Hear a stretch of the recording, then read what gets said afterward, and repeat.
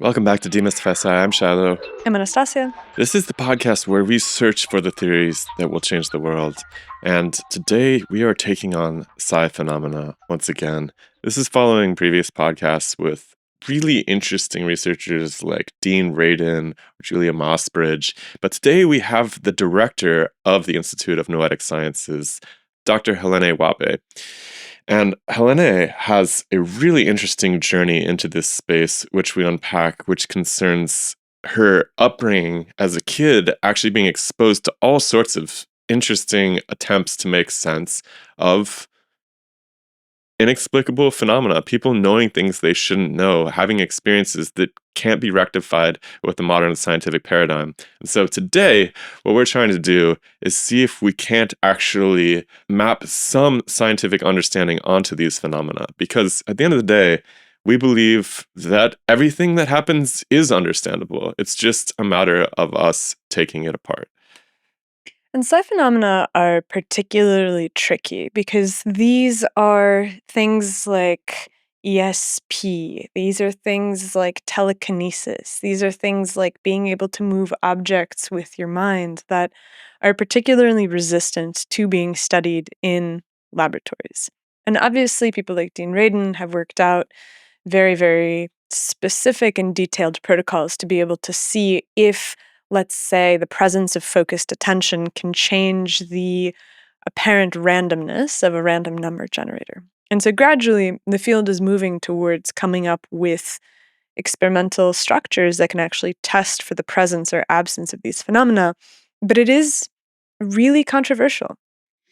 We talk a lot during this conversation about the fact that, yes, you can put together a meta-analysis that groups together a lot of experiments, and through that meta-analysis, you can say that there's really strong statistical significance for the presence of very small effects, but this is unsatisfying. Like, if we're talking about telekinesis, if we're talking about telepathy, we want to be able to say that this is a thing that is obvious, apparent, reproducible, and constant. The same sorts of expectations that we have for something like genetic inheritance or like a physical process by which water moves through a cell. Like, we really spend a lot of time untangling what part of this is science and what part of this is almost a different aspect of human experience that is particularly resistant to being studied in a scientific context, and trying to understand where the burden of mechanistic proof really lies. Because as you talk to people that study these phenomena,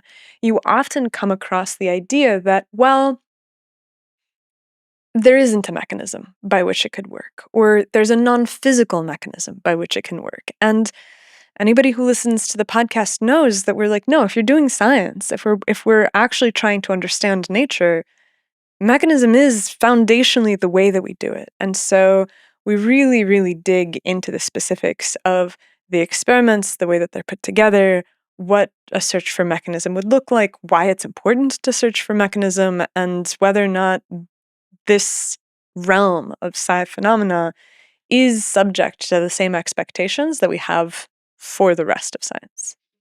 Yeah, because at the end of the day, you might be able to call political science or economic science these mechanistic portrayals where they parameterize some space into these various abstractions. And that's all well and good. And honestly, we've learned a lot by doing that. But these are physical experiments that are being reported. These, like you say, like the random number generator, this is a machine in the physical world that's changing as a result of something that's happening with the subjects involved. How is that happening? And this is a search for how it might be happening. Remember, guys, if you enjoy this conversation, if you've been listening for a while, consider throwing a couple dollars in the hat. Honestly, for less than $1 a week, 75 cents a week, you can sign up at our Patreon and make sure that we have the fuel to keep this going into the future. Make sure that we don't have to start selling garbage to you in order to keep this place running. We don't have to sign over any editorial authority to anybody else, sponsors, or anybody who doesn't directly care about what's going on here. So please come over and check out patreon.com/DemystifySci. Just check it out. See if it's something that you could get involved with that would cost you almost nothing but mean the world to us. Also, maybe you're listening to this and you're like, well, I have the answer for what could solve this problem. Cool. Instead of sending us an email with your theory of everything, sign up for Paradigm Drift. It's a new segment we've been doing. We're moving into episode number 5 being filmed tonight as of this recording, which will already have happened by the time this goes out. But you can sign up for a chance to throw your name in a hat, and perhaps we'll pull you out, and you will get to stand up and tell the world about your theory of how something in the world works that no one knows about. And it's been an incredible opportunity for us and you guys to come together and learn how to talk about these really far out ideas in a way that perhaps can move the needle going forward. So I would love to see you there. You can find out more about that on our website. It's linked down below. And for now, enjoy our conversation with Dr. Helené Wahbeh about the search for mechanism in the world of Psi phenomena. The scientific revolution starts now. The DemystifySci podcast. Let us see in the dark.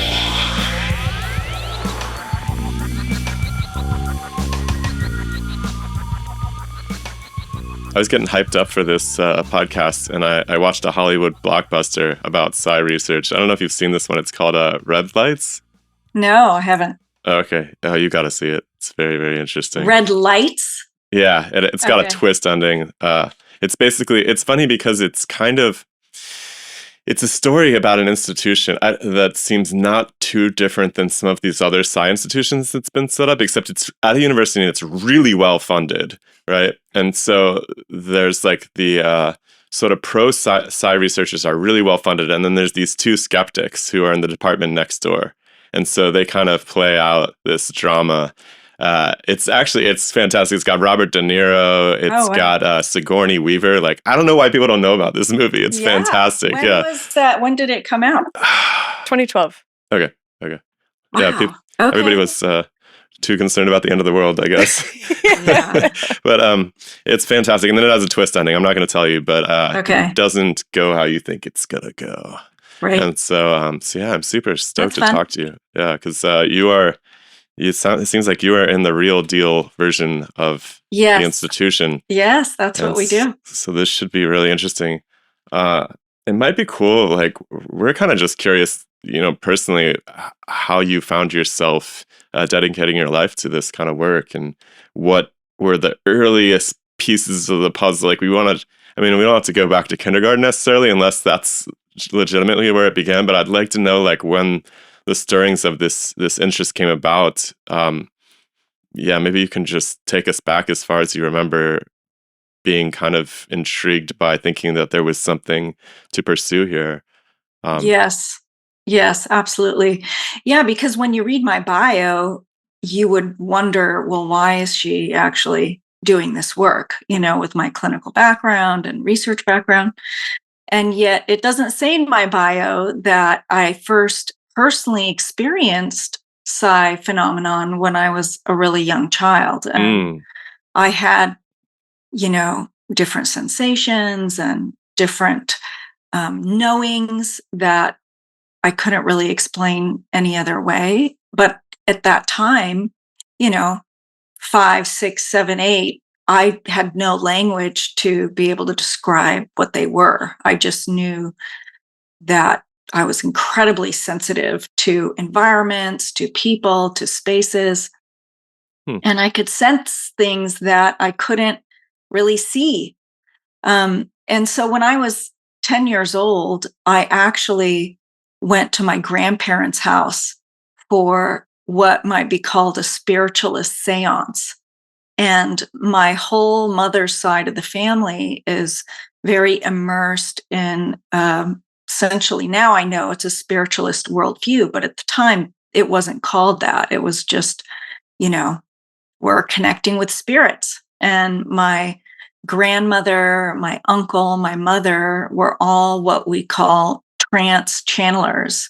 And trance channelers believe that their body is used as a vehicle for a non-physical being to speak through them. Can I stop you really quickly? I'm curious about the sort of setting, the landscape of this. Was this occurring in the backdrop of like a traditional Christian community, or like did your family have any like traditional? I don't know why I threw Christian out there, but like some sort of like traditional spiritual landscape that was happening in parallel. Like, were these religious people outside of these seances? Like, what was the vibe of the community that this was all happening inside of? Yes. So I was raised Orthodox Christian, very involved in the church, went to church every Sunday and Sunday school. And my father was a chanter in the church. And my mother's side was also raised Orthodox Christian. And yet my grandfather was kind of this leader in the esoteric. And in his home village, he was actually frowned upon by the rest of the Christian community. Like, why are you going down this road? Why are you exploring this? Because as a young man, he would actually go around and try to find people who had these mediumship or channeling abilities. My great uncle, who was actually an Orthodox priest, his specialty was Christian exorcisms. Whoa. And so my grandfather would go around with him because he was just fascinated with the spirit world and what happened to us after we died. And he actually ended up writing a book about that. So anyway, he was. So, was this in Europe, by the way? This is in Palestine. Oh, wow. Interesting. Okay. And so he, at one of these meetings, he brought his young wife to observe, this trance channeler. And my grandmother, his young wife, actually went into a trance state and did this trance channeling phenomenon. And he was so excited because now he could study his own wife and learn in some way. And so, they all emigrated to the US in the late 60s. And so it just kept going. They called them the meetings. They would have these meetings. And so enter Helené at age 10. My mom spoke to me about it a little bit, and I knew there was some tension between the sides of my family, the more Christian church every Sunday versus this more esoteric spiritualist. But it wasn't huge. It was just, I could feel it a little bit. So I walk into my grandparents' house. There's maybe like 30, 35 people sitting in a circle in their living room. And at that time, my uncle would go into a trance, and what they believed was spirit would come speak. And there would be, maybe kind of like a lecture on, spiritual topics. And then there would be some question and answer. What is the textual tradition that comes along with this? So there actually wasn't.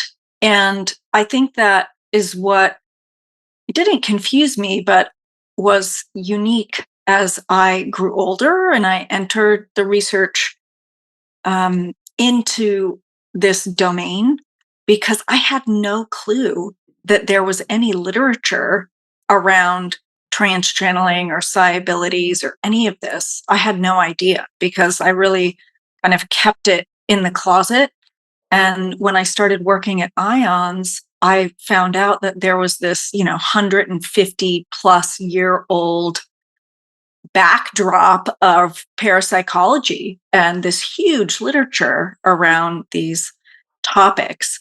But growing up in my grandparents' living room, that wasn't there. They were just the meetings, and we were talking to spirit. And there were many different supposed non-physical beings that came through. But then there was a main character, if you will, that they called the universal mind.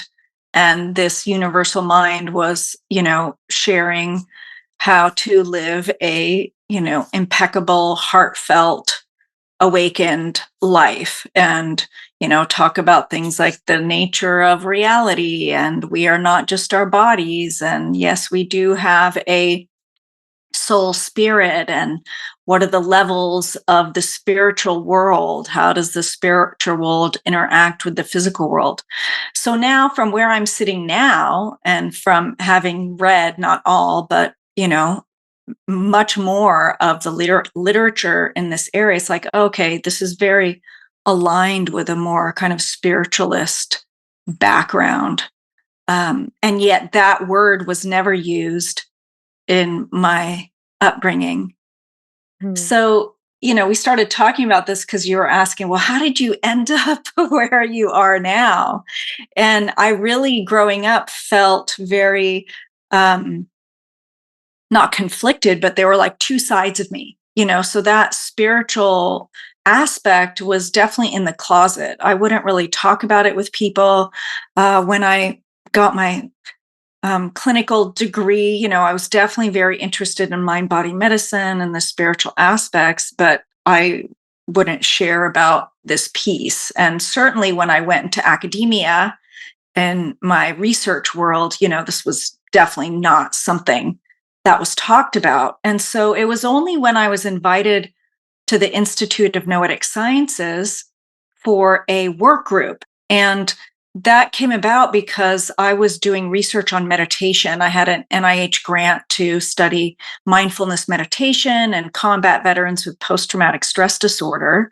And IONS, which is the acronym for the Institute of Noetic Sciences, they were putting together a focus group with meditation researchers to say, hey, why is the West not, there was this huge upwelling of research into meditation, but it was devoid from its spiritual or esoteric background. And so this focus group was wanting to look at that and say, what are we actually researching right now and what's missing? And how do we bring that back in a rigorous way? What kind of studies could we set up where we could include that and not just set it off to the side? So I got to IONS and was completely amazed because they were asking research questions that I couldn't possibly imagine asking in academia. And that What was the area of academia, by the way? You mentioned you were in clinical work and clinical research. What was the specialty? So I'm trained as a naturopathic physician. So I had a private practice for a while. And then prior to getting my clinical degree, I did a little bit of research. And so I was in private practice and got really excited to get back into research. I had huge curiosity about how things actually worked. And so I went back and got a master's in clinical research from Oregon Health and Science University. I did a couple postdoctoral research fellowships, and I had an appointment at the Department of Neurology at OHSU. They had a specialized unit within the department that was focused on, at the time, complementary and alternative medicine. Now they call it complementary and integrative medicine. But that's where I did my postdoc. That's where I did my NIH K award. And that I moved from there to IONS when I was, I said, hey, I want to join your team. How do I join your team?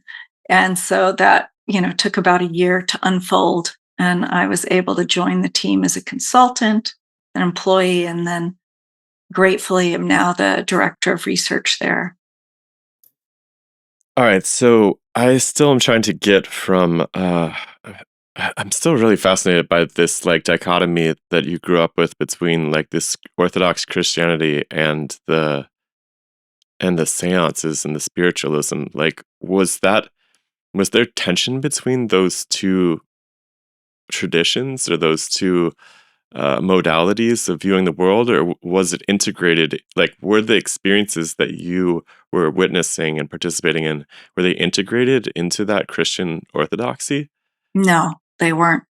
And, to make it even more interesting, I was in Catholic school from kindergarten through high school. So I had this, Catholic education, Orthodox Christian church involvement and then this more esoteric background. So I had a really nice, eclectic spiritual background. So were they having to kind of hide what they were doing with these things? Were they trying to keep them out of the view? Because you said you had family members who were officials in the church as well, and was this very closeted and secretive? I wouldn't say it was closeted and secretive, but they, didn't necessarily talk about it at church. And so my father's side of the family was the church, the rigorous churchgoers, and my mother's side of the family had the meetings, and they would go to church sometimes, but they weren't as involved in the church. And when they went to the church, they wouldn't say, "Hey, we're having these meetings and talking to spirits, etc."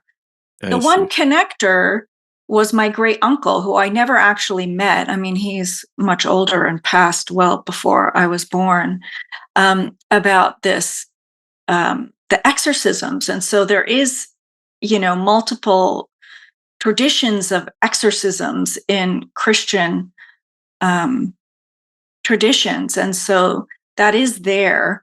And that maybe connects the two, but just in my, everyday upbringing, it was a separate piece. It's like we do the meetings with mom's side, we go to church on Sunday. Do you have a sense of how far back this sort of channeling medium tradition goes? Was this something that just appeared with, mesmerism, the popularity of that? I don't know if that was the 1700s or something. Does it go back further than that? Does channeling have any kind of ancient roots to it? Is there any analogous practice that people are drawing on before even Christianity itself? Or do you have a sense of that? Yes, absolutely. So you've likely heard of the Oracle at Delphi. We were just there. Beautiful. It was amazing. So those were what I would describe as trance channelers. And so that was a long time ago. And do you think that there was a lot of that kind of thing? Obviously the Oracle at Delphi, very famous example. Still kind of hard to figure out what was going on there exactly. We were walking around trying to make sense of it. The historical information was pretty bad because a lot of the history has been wiped off the face of the earth by the different peoples that have conquered that region and everything. But it seemed like you had a series of priestesses who were, in some sort of altered state, perhaps induced by ethylene gas coming out of the cracks in the mountain. Were there other instances of that in other cultures as well? Does this come from a Greek tradition purely? I know there's shamanic, indigenous European practices, but that's seems a little bit different. Maybe it's not. But do you see this coming from everywhere, or do you think this is can be traced back to the Greeks specifically? I don't believe it is just with the Greeks. There are many, many cultures around the world that have this idea that the human body can be used as a vehicle by a non-physical being. And the ritual surrounding that process can vary depending on, if you're looking at the Ladakh in India or, Himalayan tribes or in Brazil, or, there's so many different cultures around the world that have this idea of possession. And, in the West, when you hear the word possession, you think of it as a negative thing, that it's it's malicious or non-consensual. And, we can get stuck in the terminology about what people call this, whether it's trance channeling or trance mediumship or possession or shamanic practices. And yet the core phenomenon is very, very similar. The human body is somehow believed to be used as a vehicle for a non-physical being to communicate, to write, to dance, etc. And the whole construct around it can look different depending on what culture you're looking at. We've kind of talked about this before in the sense of the modern US culture as being a particularly medicalizing environment, where before the advent of psychoanalysis and psychiatry, I think that the way that people would treat various altered states would be much more in the sense of possession, in the sense that a spirit inhabits somebody and causes them to act. And so I wonder if there isn't some I wonder if we aren't still accepting that this is a common feature, but we've just used a different language to talk about it. Like the language of psychiatry is very dry, very diagnostic, very strict. But are we still really just talking about the idea that spirits come through and possess people at the end of the day?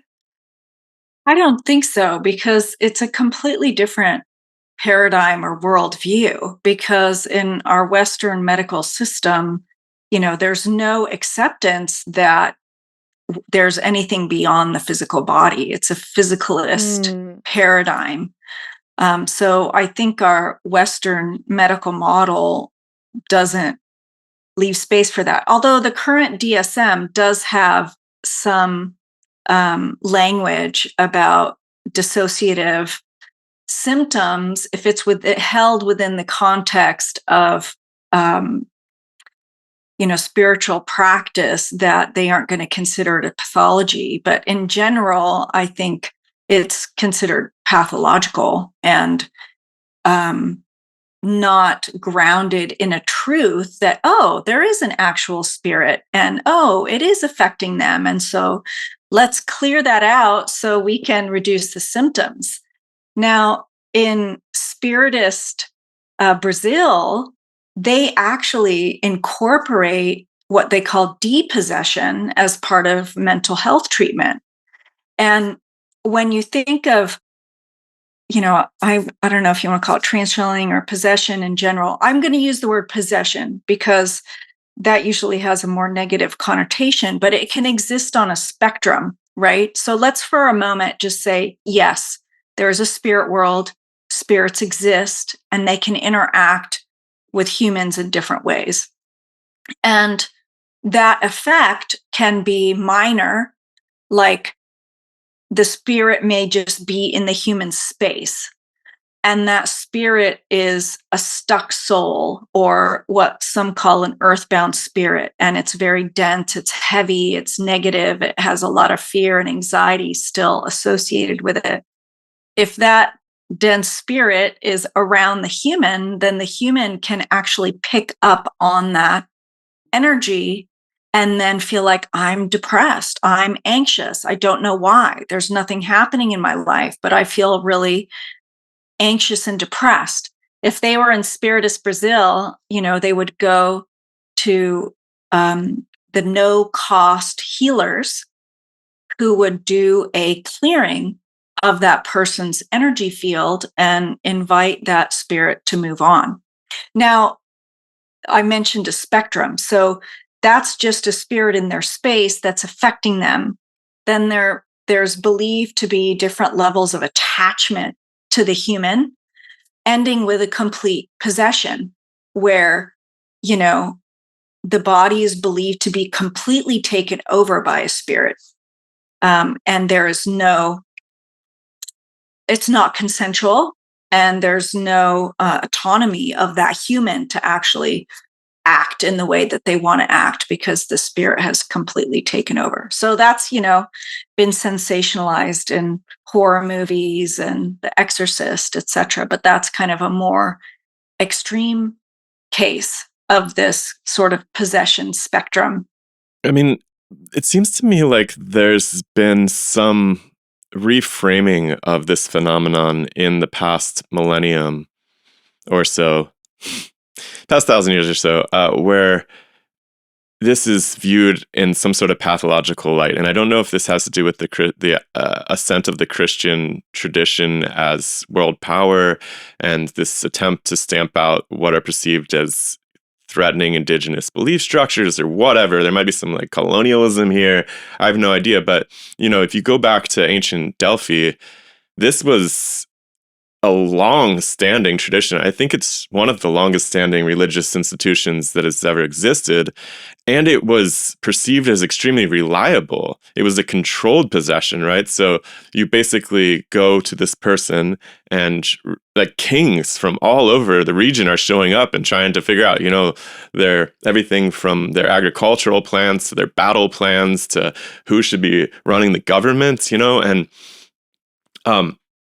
Well, it was interesting at Delphi because at Delphi you had the Pythia, who were the seers, and so they were going into this trance state, but they were speaking not directly to the kings. They were speaking to the priests, good who point. would then interpret their visions and then pass those along. And so it feels almost like an institutional mechanism for creating a spiritualist environment. But at the end of the day, there's this group of priests that are getting offerings and of gold Oh my and God, they're making gems. so much money. Yeah. Because there was immense treasuries at Delphi, places where each temple would maintain the stocks of what people would bring to them, and so it feels.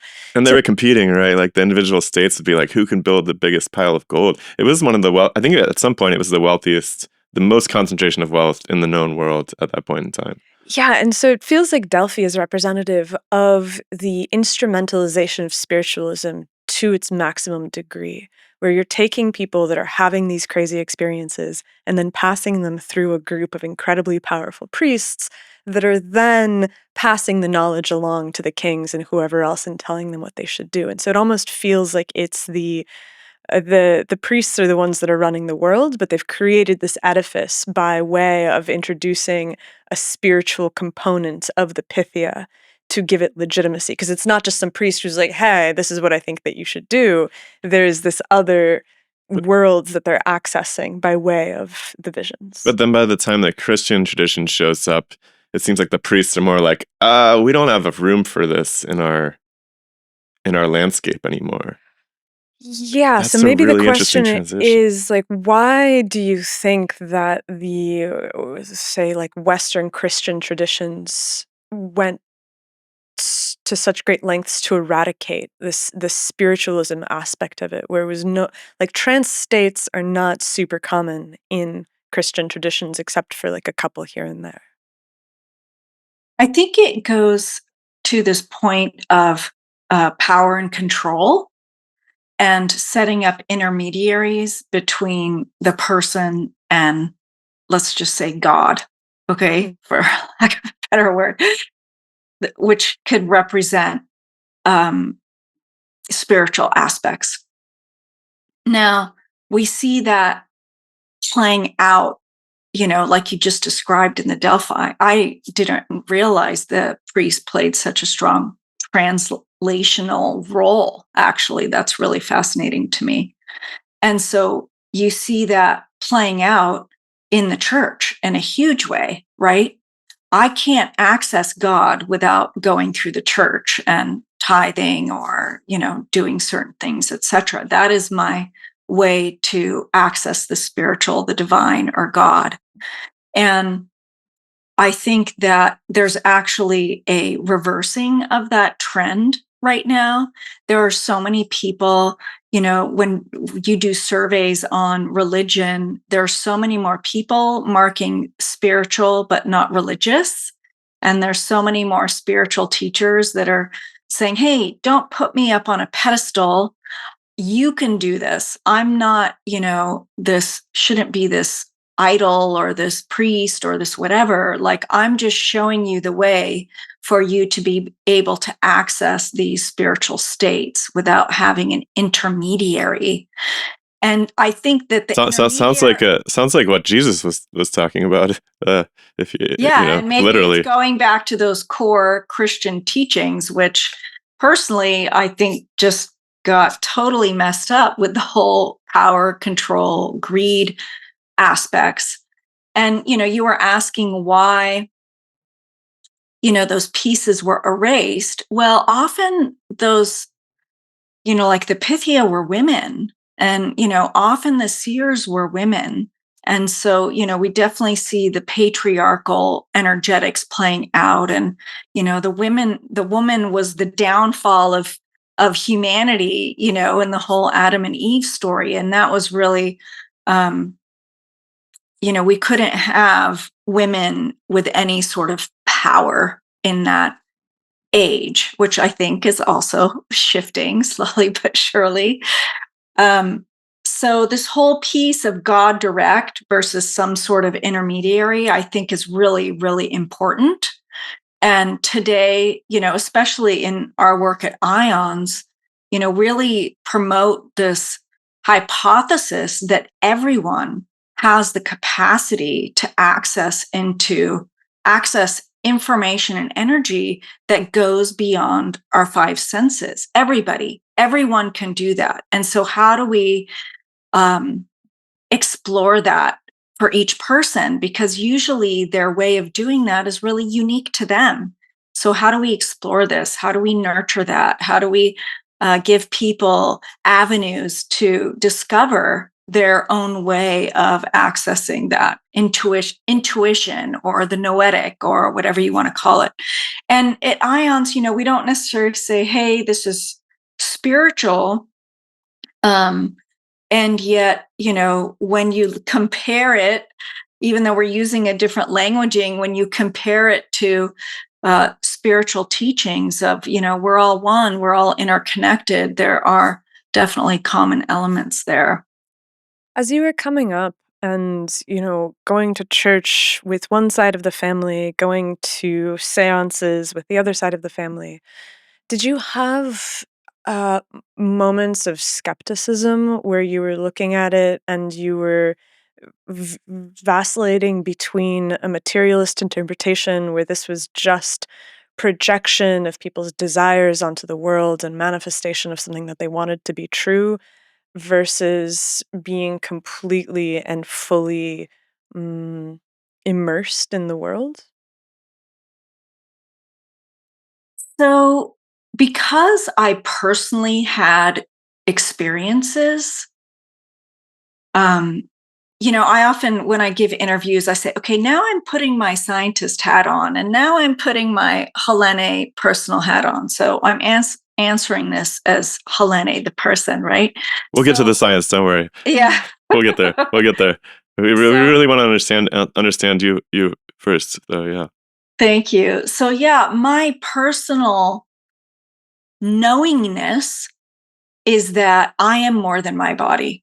I'm not just my body. There is more than this. And because I have sensed energies, spirits, whatever you want to call them around me, and, I'm not going to go into my, I don't know how many hundreds of experiences, but I have a knowingness that that is a grounded truth for me. Well, And maybe I'm completely delusional, but we'll find out at some point if that's true or not. But in terms of my family, they weren't getting paid. No one was giving them money. They weren't getting fame or anything out of it. There was no reason for them to fake it or manufacture it or lie about it. And I did trust them to authentically believe that they were doing this. My uncle was a high school graduate, and, he was using vocabulary that was, far beyond his schooling, some of the knowledge that came through. My grandmother would sometimes speak in languages that she never knew. It was really quite compelling. So, and when you say, in terms of skepticism, like I never felt like, oh, they're faking it or, oh, this isn't real. But sometimes the information that would come through, I would look at the content and, I would try my best not to have that be the authority. Like I would filter the content through my own intellect to see, does this really resonate with me? Does it not resonate with me? Is this something that I would implement or not implement? Which is something I teach all the time in my Can you give an example of that? Say that again? Oh, could you give an example of that? Like some experience you might witness and then, you know, interpret it differently than perhaps it was presented on its face.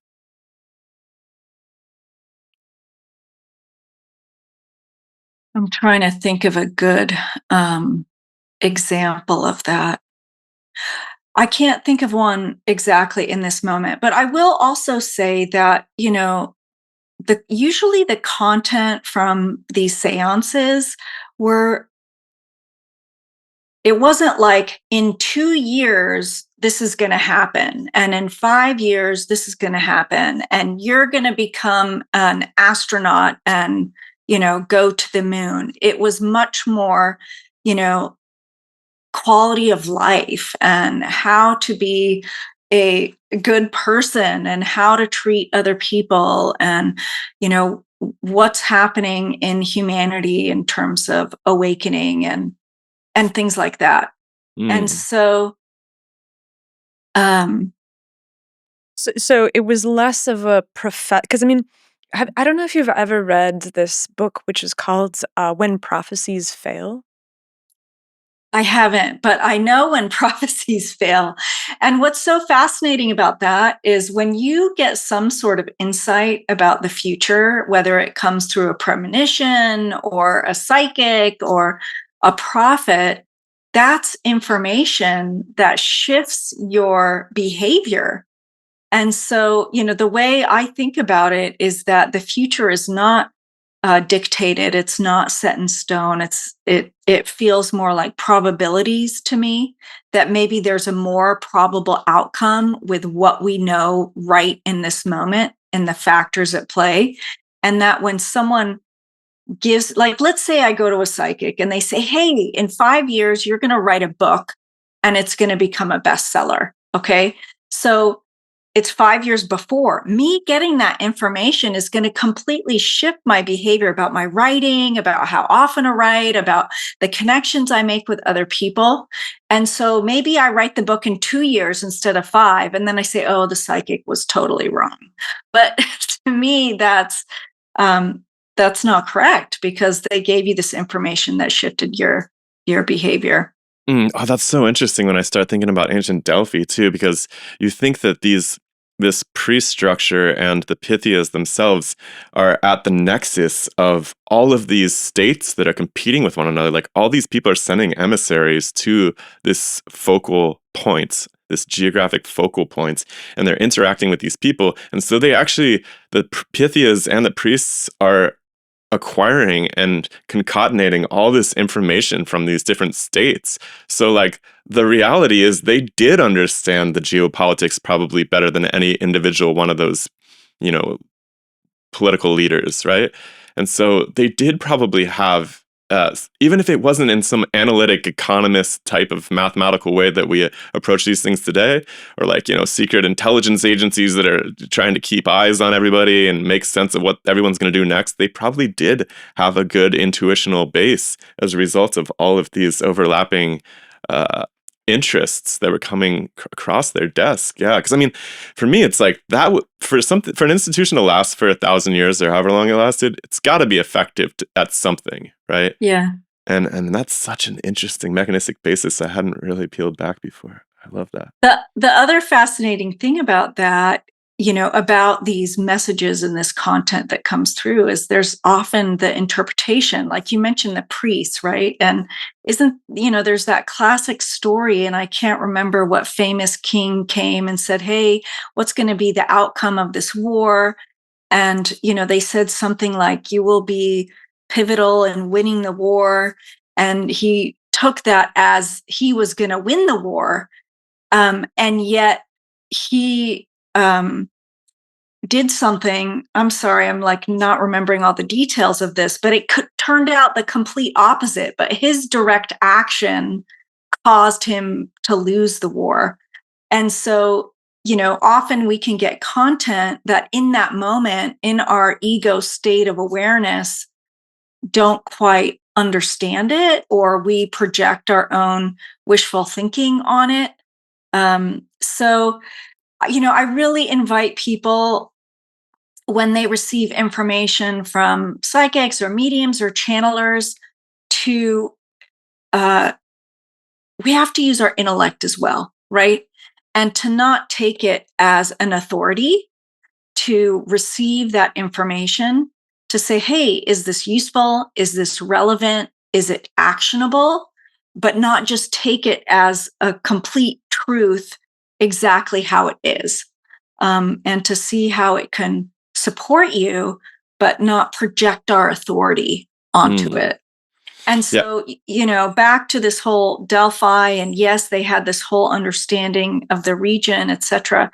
And every person who came to them had their filter about what they wanted to know or not know, right?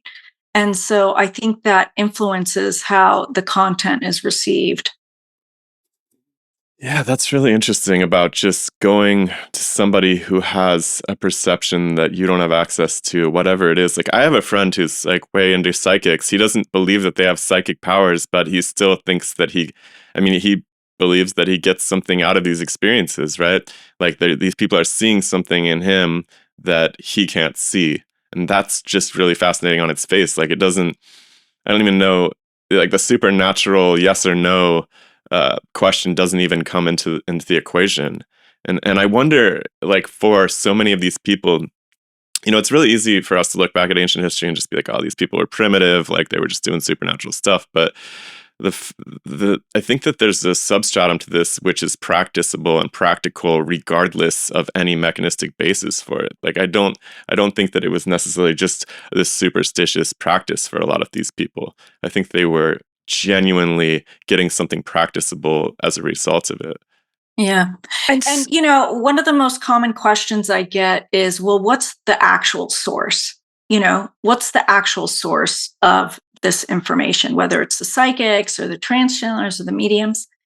And with the tools we have today, I don't think we can prove definitively what the source actually is.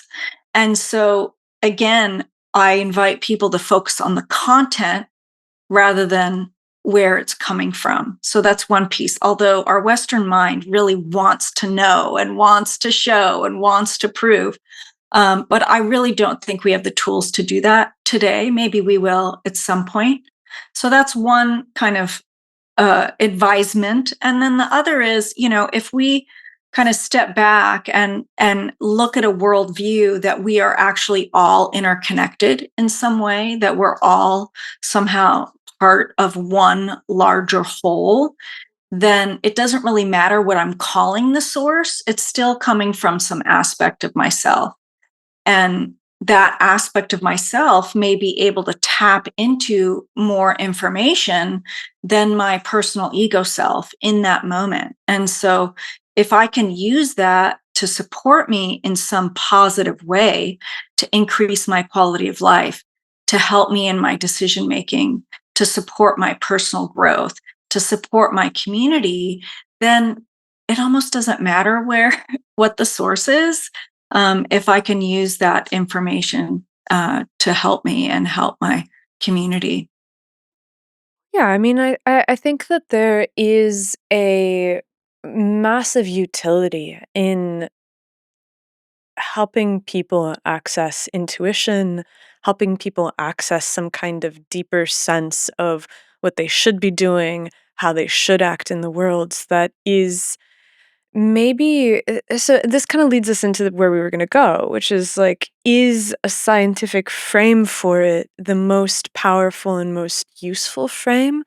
Or is there some other way that we should be relating to it, which isn't about, justifying things through p-values or statistical analysis or any of these things? Because you wouldn't apply the tools of science to evaluating whether or not, having a spiritual practice helps somebody live a better life. That seems almost somehow resistant to that because the experience is so varied, it's so internal. How do you set up the boundaries of the experience to be able to say, well, this is the null hypothesis of they didn't have the spiritual experience and here they had this? Like, it seems to not lend itself to the kind of experimental uh, laboratory rigor that, say, I don't know, biochemistry does. Yes, I agree. I agree with that. And yet, the path we're taking is with two parallel lines. One is the science, and one is the direct experience. And we call that the noetic handshake when you use both, because the science, I do think, is incredibly valuable, especially in our current paradigm, which is physicalist, which does speak the scientific method. And it's an incredibly beautiful method. And we can ask any research question we want and use that method to be able to discover answers. And so I do think it's valuable to apply the scientific method to questions around these phenomenon. At the same time, the direct experience is also incredibly valuable, because I could show someone, piles and piles of evidence about, say, telepathy. And if they haven't, if they're, a materialist and they haven't experienced that, it almost doesn't matter how much evidence I show them. They're just not going to believe it because it is against their current worldview. Well, But the if problem that, with a lot of the telepathy stuff is that for example, like we looked into the telepathy tapes recently, and we talked to Dr. Diane Hennessy Powell, and the data that is out there is deeply preliminary. The situations haven't been controlled to the degree that it seems totally bulletproof. There's ways that you can justify the ability of these nonverbal autistic children to read the minds of their caretakers in ways that have nothing to do with telepathy. And so I think that there's a deep tension in the field where if you're going to prove something like telepathy or telekinesis or ESP, the experimental conditions have to be extraordinarily rigorous. They have to be very, very carefully controlled because people are so good at picking up on teeny tiny little things. Like, I've known Shiloh for 13 years. With him in a different room, I feel like I can almost know what he's thinking just on the basis of how he's moving through the house. And I don't think that that's like telepathic. I think that I've just come to be so comfortable with his rhythms that I know when something is off even slightly. And yeah, so I think that the difficulty with this sort of research is being able to account for that ability of humans to read one another to such great depths and to be able to pull little pieces of information from the environment in order to be able to Can I make a add that, like, decision. when you start to sort of skim those things out too, when you start to pick them away and try, like, I feel like you might be throwing a lot of the babies out with the bathwater as you prune away all of these really interesting cues that exist in communication that we're not typically acquainted with, right? Like, I spent most of my life thinking that when you have a conversation with somebody, the words are what matter. And it's taken me a long time to realize that there's so much happening in between the words, and that, whether it's the tone of voice, whether it's the breath rate, the cadence, the pauses, where people's eyes are at, like there's so much happening that isn't really part of our understanding base for how communication occurs. And I feel like a lot of these attempts to sort of nail down psychic phenomenon, they try to squeeze all these pieces out, and maybe they're missing really important stuff when they do that. yeah. I want to address what you just shared, but I really want to go back to what you shared about the evidence, because the telepathy tapes is a unique case. And I agree with you. The evidence isn't quite there yet. They're really anecdotes that we've seen, and they're incredibly compelling, such that it inspires you to want to do controlled studies to see exactly what's going on there. So I completely agree with you on that. And yet, what's been frustrating for me about the whole rise of the telepathy tapes is people are unaware of the mountains of evidence of laboratory controlled blinded studies that have already been done on telepathy, not in non-speakers, but in speakers. and that we have multiple different paradigms. We have meta-analyses that have demonstrated above chance effects that people are able to receive mental impressions from others. So I feel like people are judging the evidence of telepathy just from the telepathy tapes, which is not true. And there's this whole realm of literature that already exists. And I'm excited because we're collating all of that evidence. We're pulling all the papers that have been done, all the studies that have been done on telepathy with the various different protocols, and getting it into a website so that people can actually see the evidence laid out, which studies were positive, which were negative, which were neutral. You can click the link and go to the actual paper and see how the study was designed, et cetera, so that we can get a more realistic view of the evidence that already exists specifically for telepathy. Now, to your point about, I call this the signal. How do you actually let the signal be amplified and still have a controlled enough design to capture it? So sometimes you can create so many controls that I too get worried that it actually just gets rid of the signal, because it's such an through the controlled conditions, it gets rid of what needs to happen for the signal to happen, because we really don't know the mechanism.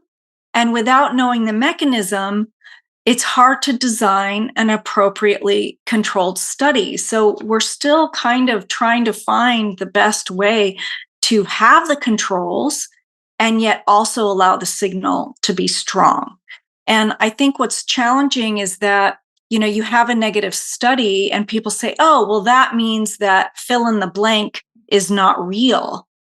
But really what that means is in this particular study design, we didn't see an effect. But that doesn't necessarily mean to me that that phenomenon is actually not real. We just need to be able to figure out different ways to capture that signal that's still in a controlled setting.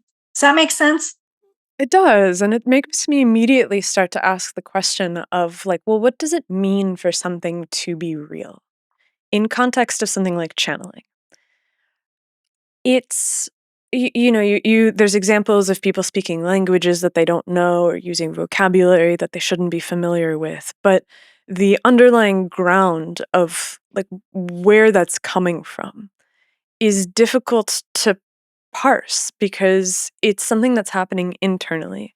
And it's hard for me to imagine an experiment that you can set up a control to ask the question of whether or not this person is actually talking to a spirit, because it just seems to be such a internally generated experience that how would you even say that the spirit in question that is being communicated with is real, as opposed to the question of, well, this person is having an experience that to them feels real and then has real world implications, in the sense of, like you said earlier, the psychic says you're going to write a bestseller, and so you start to take the message seriously and you start to write more focused and you end up doing the thing. And so I think that really focusing in on, okay, well, when we try to prove that this is real, quote unquote, what are we proving? Are we proving that it has real world effects on people? Or are we trying to prove that there are, in fact, spirits that are inhabiting the person who is channeling? Do you know what I Yeah. mean? Oh, absolutely. I think about this stuff all the time. And we can't lump all of these phenomenon into one bucket, right? So, trying to assess mediumship, where people believe they're talking to deceased humans, or trance channeling, where they believe a non-physical being is communicating through them. Like I said, I don't think we have the tools to prove that right now. So I don't focus on studies trying to show that. But you look at telepathy, this, phenomenon of getting mental impressions from another person. We can definitely test that in the lab in very rigorous studies. Or knowing the future, precognition or presentiment, we can definitely set up studies in the lab to do that. Or remote viewing, clairvoyance, we can definitely set up controlled studies to see if it's real, if they can actually get information from distant targets or from other people or from a computer program that's randomly selecting an image or a video. Like, we can absolutely do that. How do you feel about that work that's been done? Because it seems like, for every study that seems to show that this is possible, there's like 20 studies that come out trying to replicate it, can't do it, and just, cast shade on the experimenters. So that, you're probably thinking of the Daryl Bem series of trials on priming. Is that what you're speaking of? The BEM stuff, who was the other one? There was a bit, was it like J something? Hold on one second. Just had this opened up. The Storm et al. Stuff, the Tresoldi stuff. Like there's just these groups of experiments that are done, and then, there's all these rebuttals that come out afterwards that are like this we couldn't get this to work. I think there's problems with the way that these people are controlling their experiments. There's sensory leakage. There's statistical problems. Like, I guess what I'm trying to say is, like, it's not like there's just like this one study that that comes out and everybody's like, holy crap. And then everybody goes back to their laboratories and does it. And it's like, whoa, this actually works all the time. And it's amazing. There's nothing like that you can really point to. Yeah. And well, again, I think you have to take each phenomenon separately, right? Instead of lumping them all in. And I think that's one of the greatest challenges in the public view of parapsychology and these phenomenon is they just make these blanket statements about the whole field. And yet it's much more nuanced than that. So we can look at the Daryl Bem priming protocol, and you're correct. There is a replication issue. And yet often they don't do the same paradigm. They don't use the same pictures, and it's the same issues that you see in regular psychology. This, they call this replication crisis, right? Or cancer research, for that matter. Yeah, I mean, so it's almost impossible to replicate people's studies across the board. I don't know if people realize how widespread that is, just in parts. Is. Yeah, Exactly. And so I don't think it's unique to parapsychology at all. And so, yes, that's one thing. But you look at the Gonsfeld paradigm of telepathy, and that has really consistent results across multiple labs all around the world with meta-analyses. Now, the trick is when you have these lab protocols, the effect sizes are small, and yet they're consistent and they're significant. And it's not, it's like 0.2, it's a small effect size. And yet, if it was really a physicalist paradigm and there was no way to access this non-physical information somehow, then it really should be zero, but it's not. But skeptics might say, oh, but that small effect size can really just be explained in different ways. So we're just going to write it off. And so that goes back to this whole thing of the signal versus the controls. Because when you look at the anecdotes, there are huge effect sizes, like saving people's lives or, and so there's this interesting dichotomy with people's personal experiences of psychic abilities versus us trying to control it and look at it in this very rigorous way in the lab. And how does that translate? Also with like kind of, I don't want to say insignificant tasks, but like there's no real emotional basis for right. So I imagine, I don't have like a good example. I don't have like a good context for this that's not fictional. But, when you see like psychics in the movie, like something crazy happening, they're always like, it's always some life or death situation, right? And I don't know if this is what people's actual experiences are in the wild, or like It is. It is. yeah. And it makes you think that, there would be an evolutionary advantage to getting psychic information that would save you in some way. And, we've done multiple studies where we collect anecdotes from people. And this is a very, very common theme where someone is protected from danger. They're at the stoplight, the stoplight turns green and they hear a voice saying, "Stop." And so they don't go. And then the huge 18-wheeler goes by, or the nurse who's showing up for a home visit and she gets this incredibly strong sense to not go in. So she waits and goes around the block and comes back half an hour later and found out there was a crime. Someone with a gun was in the lobby of the apartment building. So The one that I hear, the one that I've heard most in my life, I think, is people who say that, like, at the moment of some relative's death, they had like some feeling, basically, or some vision, or they like even heard the voice. Like, I've heard that. I've never experienced it myself, but I've heard it from family members. I've heard it from friends. I've heard it a lot, actually. And so I wonder if like this sort of like laboratory attempt to recreate these kind of things is just. It's trying to point at something that isn't happening, and because it lacks the emotional content of the experience. And so we're dealing with effect sizes that are super, super tiny and having to do, these really extensive meta-analyses that come up with what read like kind of absurd p-values. Like in the Cardenas paper that you sent us, there are p-values of like 10 to the minus 18th. And I'm like, that doesn't feel... That feels like a statistical anomaly in terms of how the data is analyzed, because the best science papers that I've ever seen don't have p-values of that size. And there's psychologists rebutting these papers, right? Writing, they can explain away how they achieve these p-values. Like, it just seems like it's maybe not the right approach to both extract value from these very real experiences people are having and to understand them even, I wonder, because it just seems to give ammunition to the, statistical army who can take apart these kind of meta-analyses. I wonder, anyways. I don't know the answer. So I think, what I get really excited about is the remote viewing field, because it feels like it's a little bit in the middle, and it can actually be used for practical applications. So there have been a series of studies using remote viewers to find archaeological sites, for example, or missing people, working with police or governmental agencies to find missing people from cold cases, or,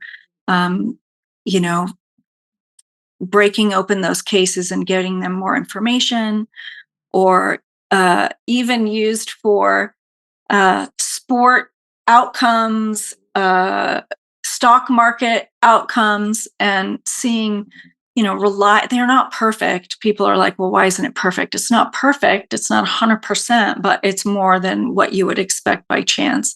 And so in there, you aren't dealing with p-values, you're dealing with kind of practical, real outcomes that people can see. And we struggle with this in the field all the time. Like, what is the best way to capture the signal without killing the signal? And does putting it in the lab in this completely clinical, sterile environment actually kill the signal that we're trying to find? I had a thought. I was like, what if there are like incredibly powerful predictors? Yeah, like people who can do whatever mechanism. We can play with mechanism here in a little bit, but what if there's, for lack of a better word, like really hyper legit psychics, and they just have no interest in your studies, and they just are hanging out on Wall Street, and they're driving their yachts around, they're flying to Epstein's Island, whatever the heck these billionaires do, because it's fantastic being able to see the future. Like, what if the mere act of trying to get people to come down to a room with their incredible abilities is just never going to happen? Because those people are just like, hell no, I'm not going to hang out with these scientists. Like, I got a great thing going. Yeah, that's very true. And, we've seen over and over again that when you do these studies in the general public, the signal isn't as strong, because there is definitely a curve in terms of skill. And so, but people keep doing studies with the general public, and we keep getting these small things. So really, we need to be doing studies with that tail of the more skilled people. And then do those skilled people actually want to come to the lab to do that? Because they come to the lab and you describe the study design and they're like, well, I can't work like that. Like, I need it to be in this particular way. And so again, back to this. Or they're like, man, I could be at the horse races right now. Like, this is a waste of my time. And so, back to your original question, which I think is a really important one. Like, is science really the best way to approach looking at this? And I still think it is, but not to be the only way. And because right now, we still, even though we're in this transition period, we're still very enmeshed in a physicalist paradigm.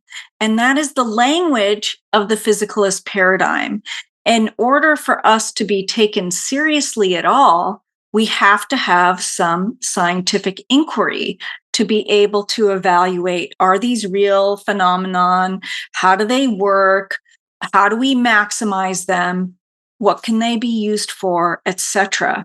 And yet, personally, I feel like the needle is going to move much more quickly when we have a practical application of it. And this is kind of a joke example, but it helps people really get it.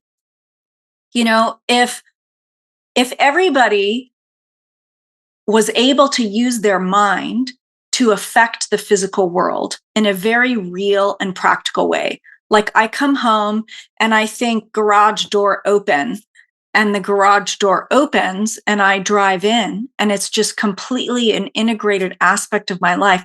No one's going to care how it works or wonder if it's real, because it's just an integrated aspect of our reality. And so, we see that in Western medicine. There's so many drugs out there that are used, and people don't understand the mechanism for how they're being used, and yet we use them and it supports people in their daily lives.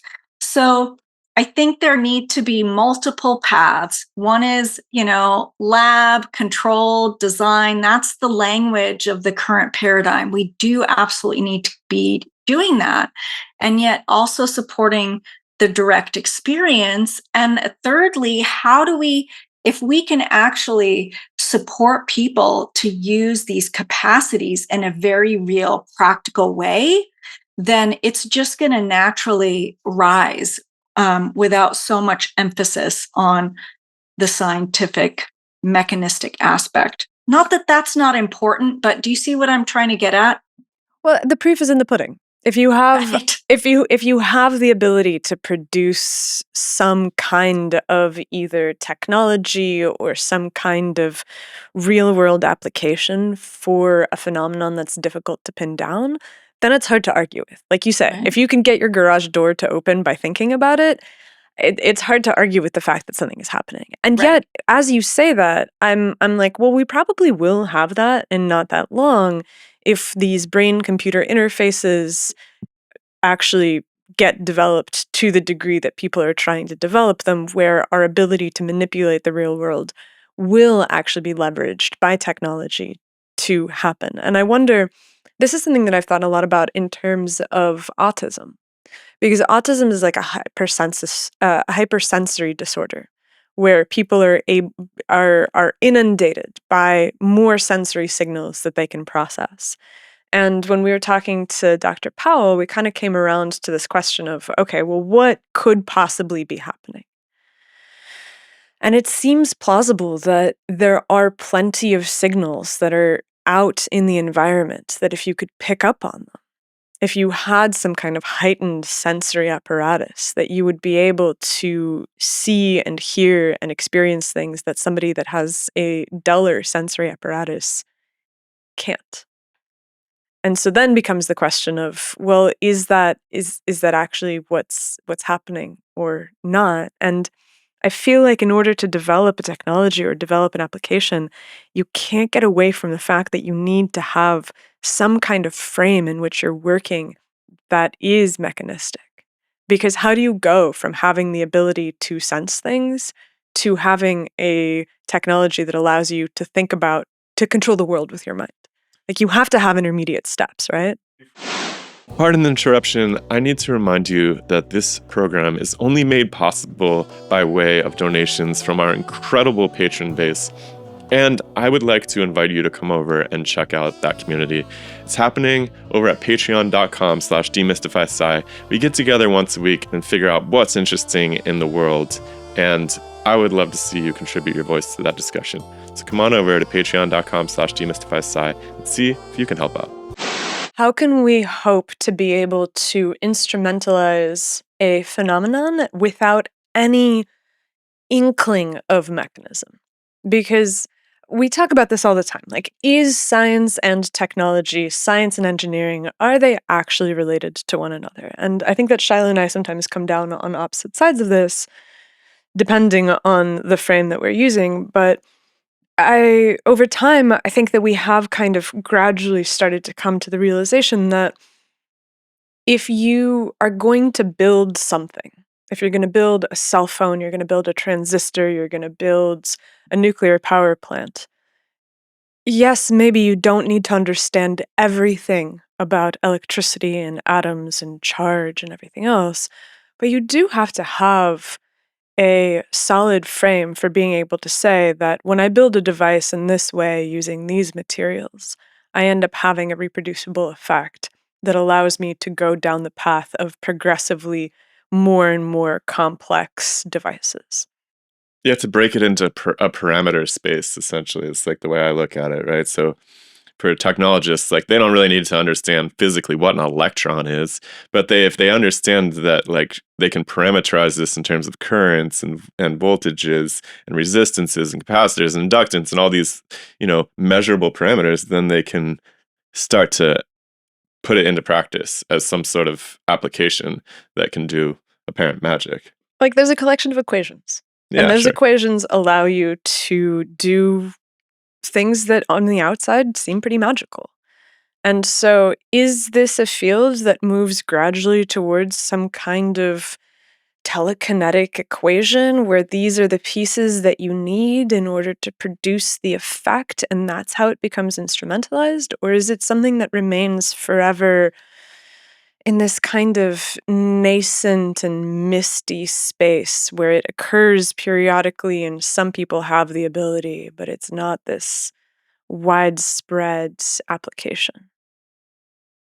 It's a great question. And I think we're kind of mixing up two different thoughts. And I just want to clarify that. So when we talk about these psi abilities and my, kind of silly example of the garage door opener, there's no intermediary, right? It's the mind directly affecting the garage door opener. Okay.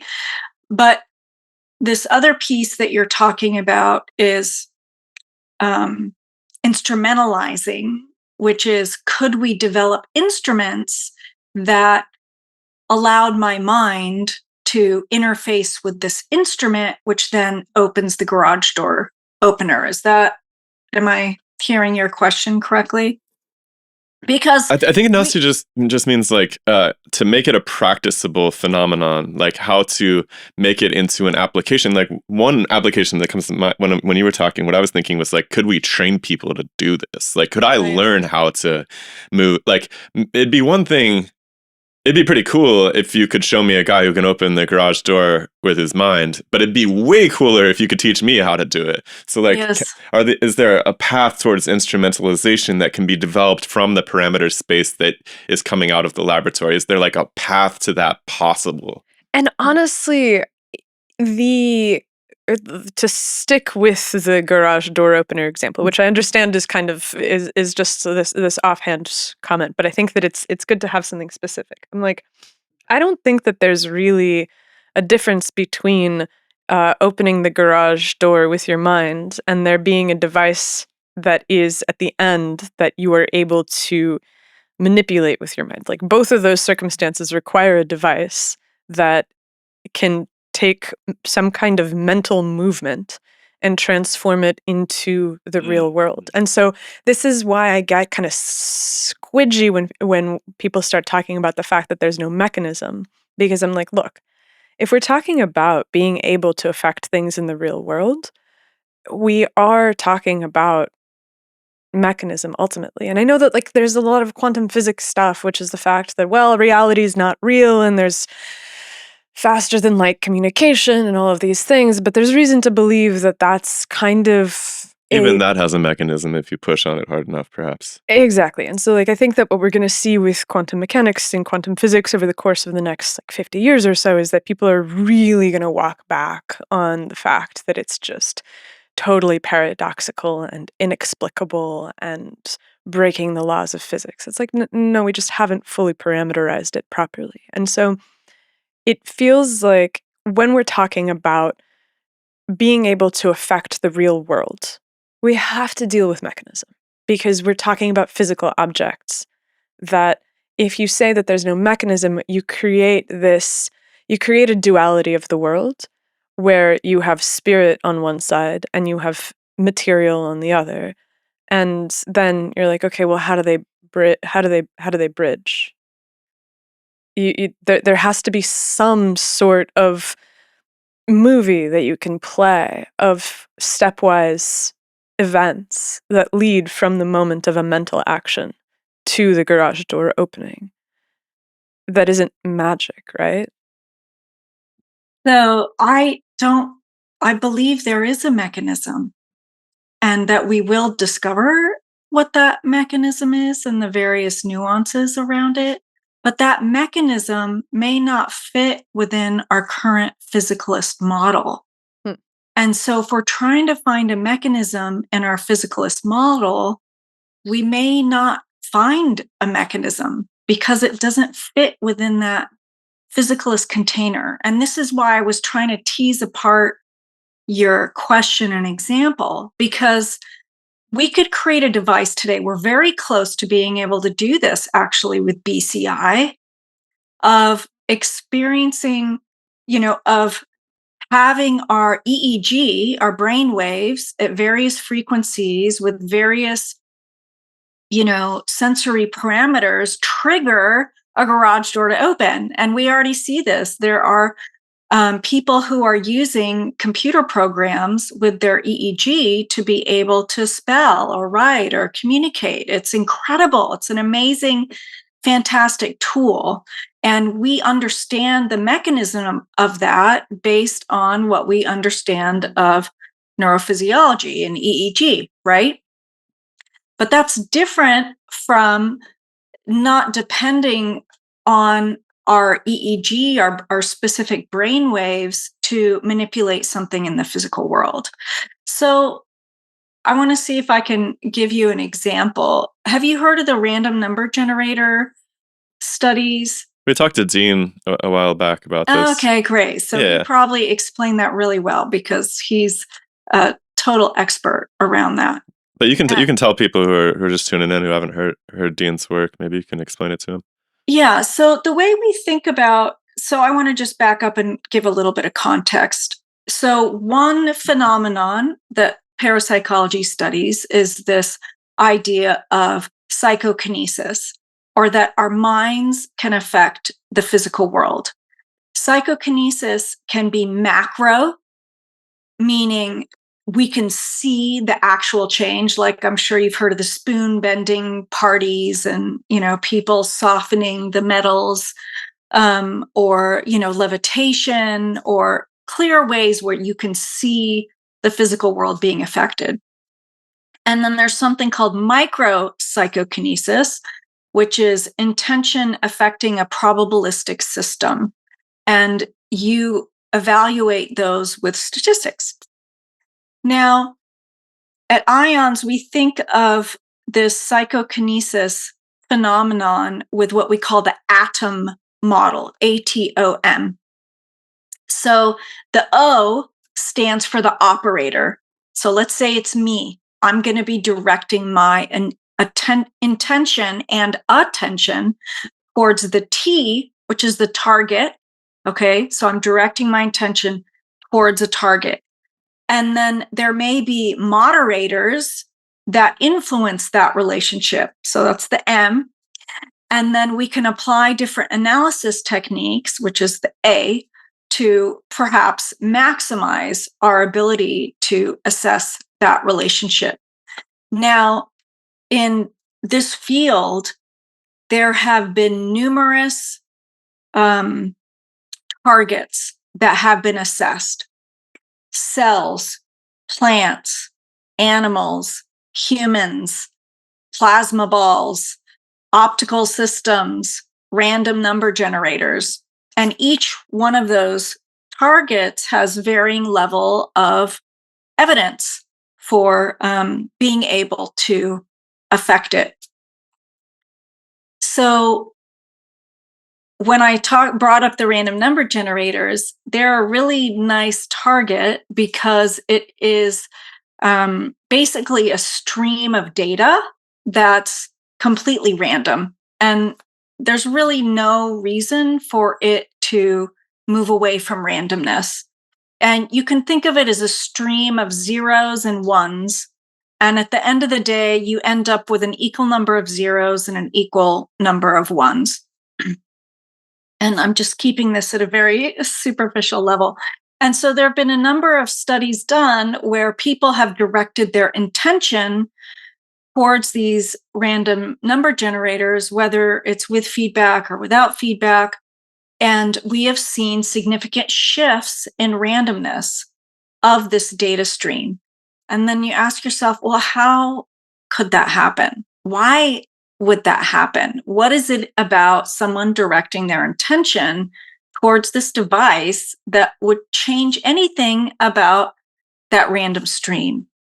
And just to give you an example, a real example from a study that we did a study with energy medicine practitioners. There were 17 different practitioners, about 200 different participants who had hand and wrist pain. And the energy medicine practitioner would give a 30-minute session of whatever their modality was to this participant. We had random number generators in the room. And when we looked at the data from when the sessions were happening versus, same amount of time, control conditions, when there was no one in the lab, no one in the space, we saw increased coherence of the random number generator data. And now, what does that mean? We're going to get into the weeds here a little bit. So our device that we have has 16 different channels of data. And we looked at two measures. One is the correlation of the data within each of those 16 data streams, right? So just looking at one data stream and how correlated is the data. And it shouldn't be. It should be completely randomized.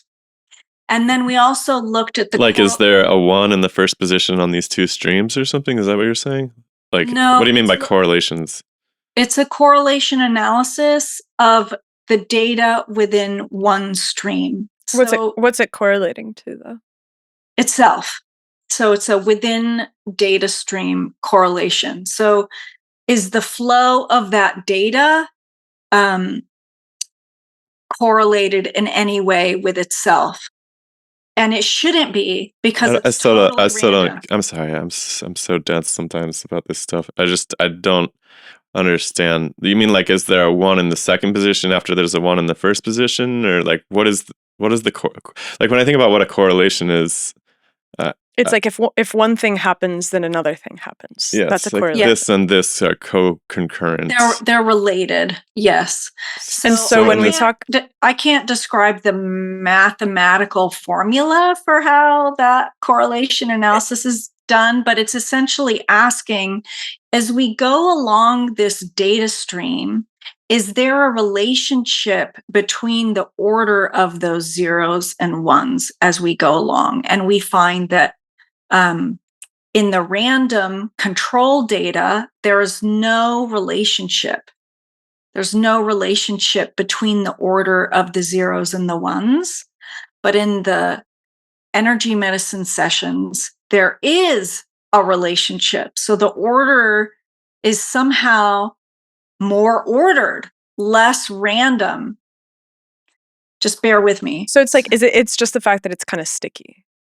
So it's basically Sticky. like if you get, if it's a perfectly random number generator, then you're getting equal numbers of zeros and ones.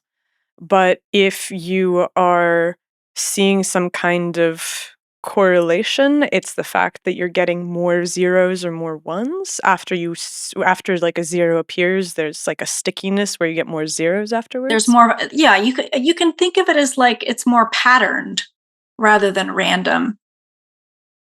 And are those patterns, are you looking for those patterns in the first place? Like, is there a shape to those patterns that's predicted going into these tests? Or this is just like post-analysis, we found this pattern in this stream, but not in this other stream, the control or something like that? So this was a analysis that we planned. So it was an a priori analysis that we were going to do, which is to look at the correlation of a single data stream, but also to look at the correlation across the 16 data streams. Is data stream 1 related to data stream 2 at all? And it should be no, right? Because these are completely random data streams. There should be no relationship between data stream 1, 2, 3, 4, 5, 6, etc. And so we found increased correlation or an increased relationship between those 16 data streams during the energy medicine sessions compared to the control conditions. Did you guys match the temperature in the room? Yes. Okay. How would that work? Well, when you have bodies in the room for an extended period of time, it's going to heat the air. Like the circuitries will be affected by the heat or something. Yeah. Wow. Yeah, so we definitely measured that and controlled for that. So back to the point I was trying to make about this. So these random number generators are a target that could potentially be affected by intention or attention. And they're essentially like an informational stream. And so there's perhaps, and there's some theories about everything just being informational. And so maybe there's some mechanism around information that is creating these shifts in the environment. And I feel like we're just at the beginnings of various theories and models for how these non-local interactions can be happening. But there's definitely a lot of work going into trying to discover what the mechanism actually is outside of a physicalist container. And so when doing these experiments, do you also have a control where there's just two people in the room that are sitting there and just talking and like not doing any kind of energy work? In this specific experiment, we didn't, but there have been studies done where they're called a sham practitioner and as a control condition. So it's kind of like an active control rather than a nothing control. And those have, many of those studies have found positive findings as well. But they did not have the random number generators, as far as I know. Because, I think that we have a really poor understanding of the electromagnetic signals that are coming off of human bodies as a whole, right? So it's like, at the end of the day, if you have some kind of change in the circuitry of a random number generator, the random number generator is a deeply physical object that has, control voltages and transistors and circuitry and the physics of what's happening inside of that. If that's being affected by the presence or the attention of a person, and people are deeply electromagnetic. Yeah, entities exactly. as Like, well. Or at least our bodies are, right? Yeah, exactly. And so it's like, is there something about the presence of just bodies in the room that's sending out some sort of electromagnetic signal that's changing the operation of a computer. Like that might be, it seems like a plausible source of some kind of change in the circuitry. Certainly. And yet that's beyond what most physicalists would say is possible. Hmm. It- You sound like these physicalist types seem like difficult people to Yeah. collaborate with. I mean, I guess I still haven't totally understood what you mean by non-physical mechanism too. Like when I think about like what science is, it's hard for me to imagine a mechanism that isn't physical. I mean, Let me give you a really clear example that I think might be helpful for you. So let's take an anecdote, that we hear about often, which is, and you mentioned it too, with people dying, right? So let's say I'm here on the West Coast of the US and I'm doing my dishes, and my cousin lives in New York, and I haven't talked to them for 5 years. And then all of a sudden, they come into my mind very strongly with a feeling of something's wrong. And I call them up, and I find out that they were in a car accident at the exact moment when I had that impression. So, what's the distance between New York and where I'm at, and the amount of time that it would take for that information to be transferred to me through force, right? I mean, it's probably only like a light second away or something, right? Maybe. Okay, so maybe that's not a great example. We Well, look no. at, I think there's I guess what I'm saying is like if I've had experiences too where like I like think of someone and we both call each other on the phone at the exact second. I think everybody's had something like that, and I'm just like not totally willing to resign that there's a mechanism possible. I mean, I feel like we haven't exhausted the possibility space by which interactions are occurring between bodies that are electromagnetically connected to each other demonstrably. well, let me clarify, because I'm not saying there isn't a mechanism, but I think what you're saying is you aren't letting go that there could be a physicalist mechanism at play. Not only that, but like I can't comprehend what a non-physical mechanism even means. Like as a sentence, like I don't know what that means. Like the word mechanism comes from machines, which is objects interacting to effect, right? So like what I can understand magic, which is no mechanism, but I can understand mechanism, and I can understand missing mechanism that we just don't understand yet. But like, what is a non-physical mechanism? I hear what you're saying. So when I use the word, I mean, we're getting stuck in languaging here. So when I hear the word mechanism, what that means to me is, how does something work, right? Yeah. So I'm not thinking of mechanism as needing to be a physicalist mechanism. To me, when I say we want to discover the mechanism of something, I want to know, well, how does it actually work? And so I'm hearing you're saying, well, I don't get why it No, I can get behind that. physical. Okay, Yeah, great. I can get behind that. But how does something work that Isn't how does something physical. how does something physical, a physical process take place in the physical world, in the material world? Like I'm all about we are spirits in the material world. I'm 100% behind that. But something happens in the material world, it happens through a mechanism. From everything I've ever like seen or experienced, or like if I want to move the table or whatever, anything that I see in the physical space, physics problems involve material bodies interacting. Like, what is the way that something works if in the physical world?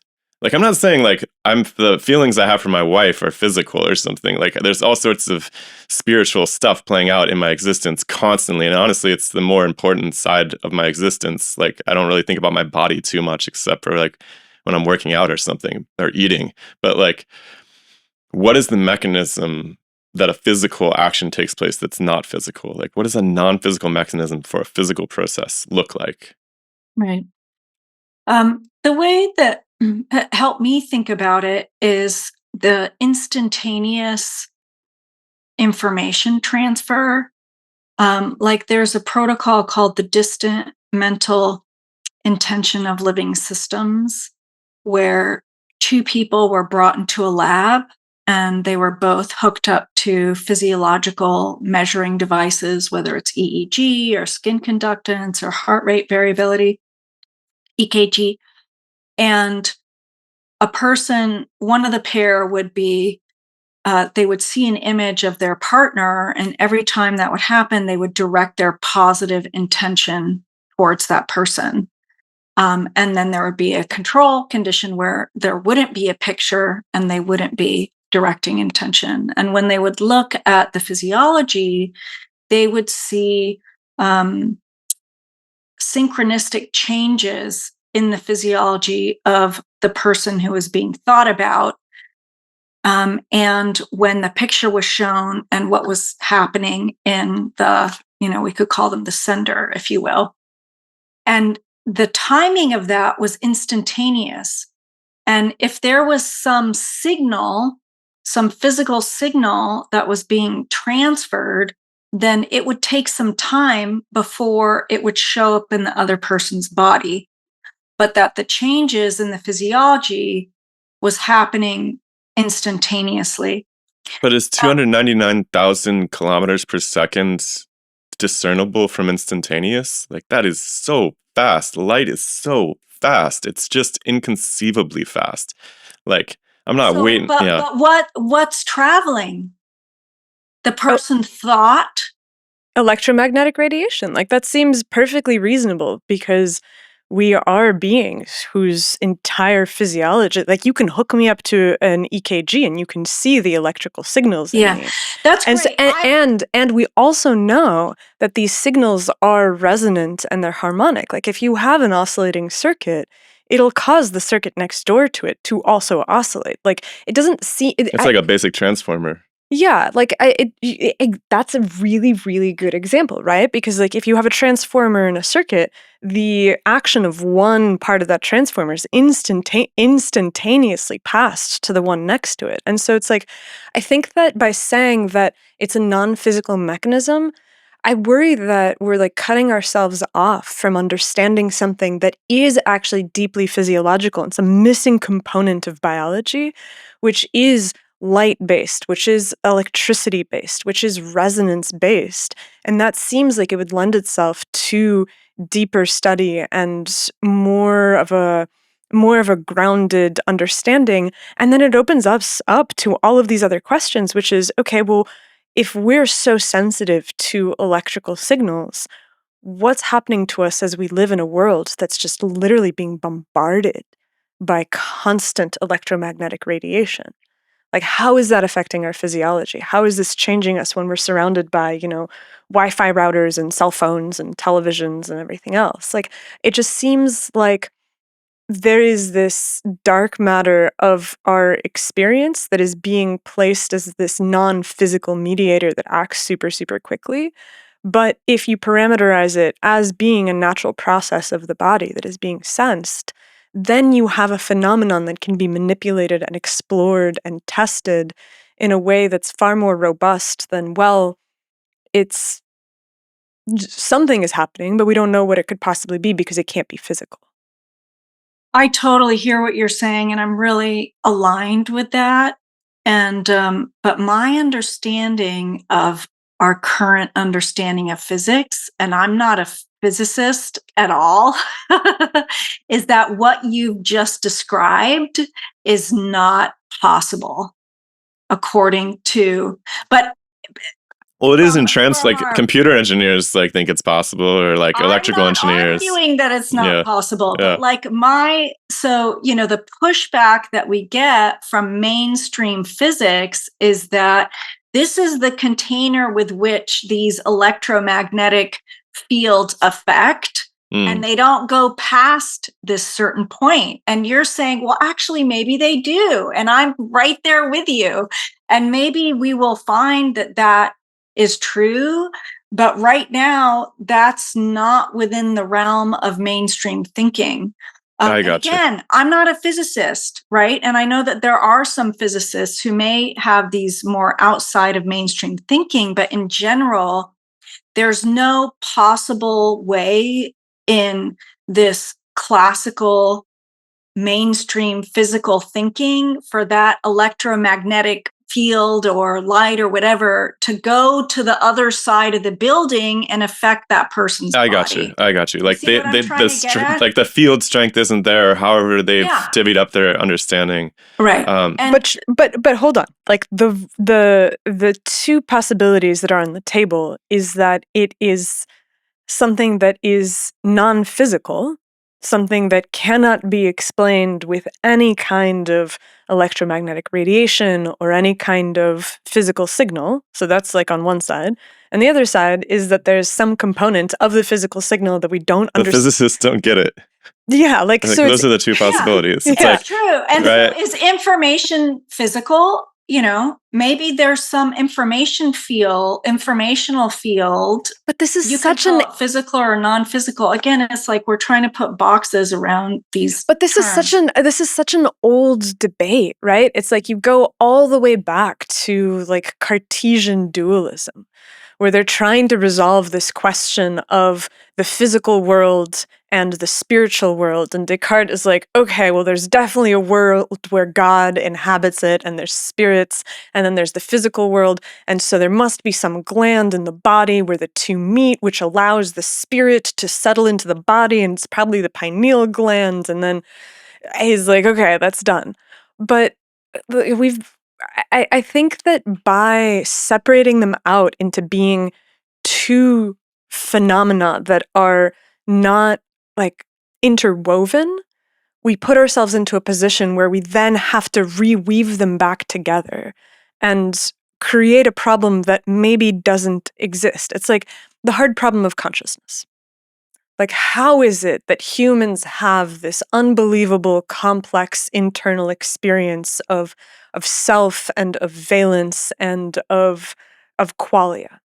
And everyone's trying to figure this out, but I think that part of the reason that it's such a difficult and tricky question for people to solve is because they have cut nature at this artificial joint where they're like, human experience is distinct from animal experience, is distinct from bacterial experience. And so now we have to recreate the basis for human experience out of a world where it can't possibly exist, and we have the hard problem of consciousness. But if all of a sudden you have a more integrated perspective where you're like, well, to be living, to be alive, is to experience, and then in order to achieve various ends, you have to develop progressively more and more complex sensory relationships with the world and a more complex integrated circuit inside of a body, then the question of where does human experience comes from disappears, because it's just one version of the myriad experiences that are possible. And so the way that we get accused of being materialists a lot, because we have a very we have our aim is to find mechanisms for the way that things work. And I see there being a school of thought that is pushing back against physicalism by saying that the foundations of nature are actually spiritual. It's a consciousness-first universe. Consciousness emerges first. It's kind of like analytic idealism, where everything is consciousness, and so we have these experiences in the conscious fields that give us the illusion of physicality, but in reality, nothing is real. The only thing that is real is consciousness. And I don't totally understand why we can't have a philosophy that joins the two together in a way where we're not trying to say that spirit acts without physicality and physicality acts without spirit. It's like the two, intention and action, are linked inexorably as two sides of the same coin. It would be absurd to talk about a coin with only one side. And it feels strange to talk about intention and action and internal mental processes as being somehow discrete from the physical bodies in which they are manifesting.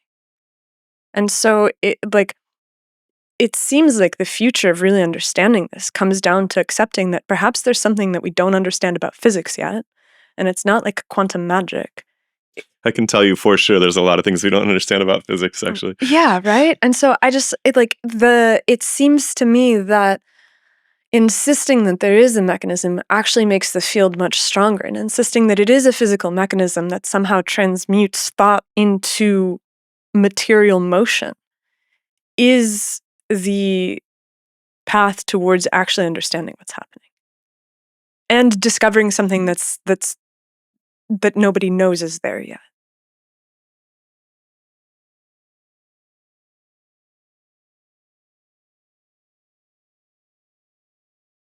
There's a lot to unpack there. Yeah.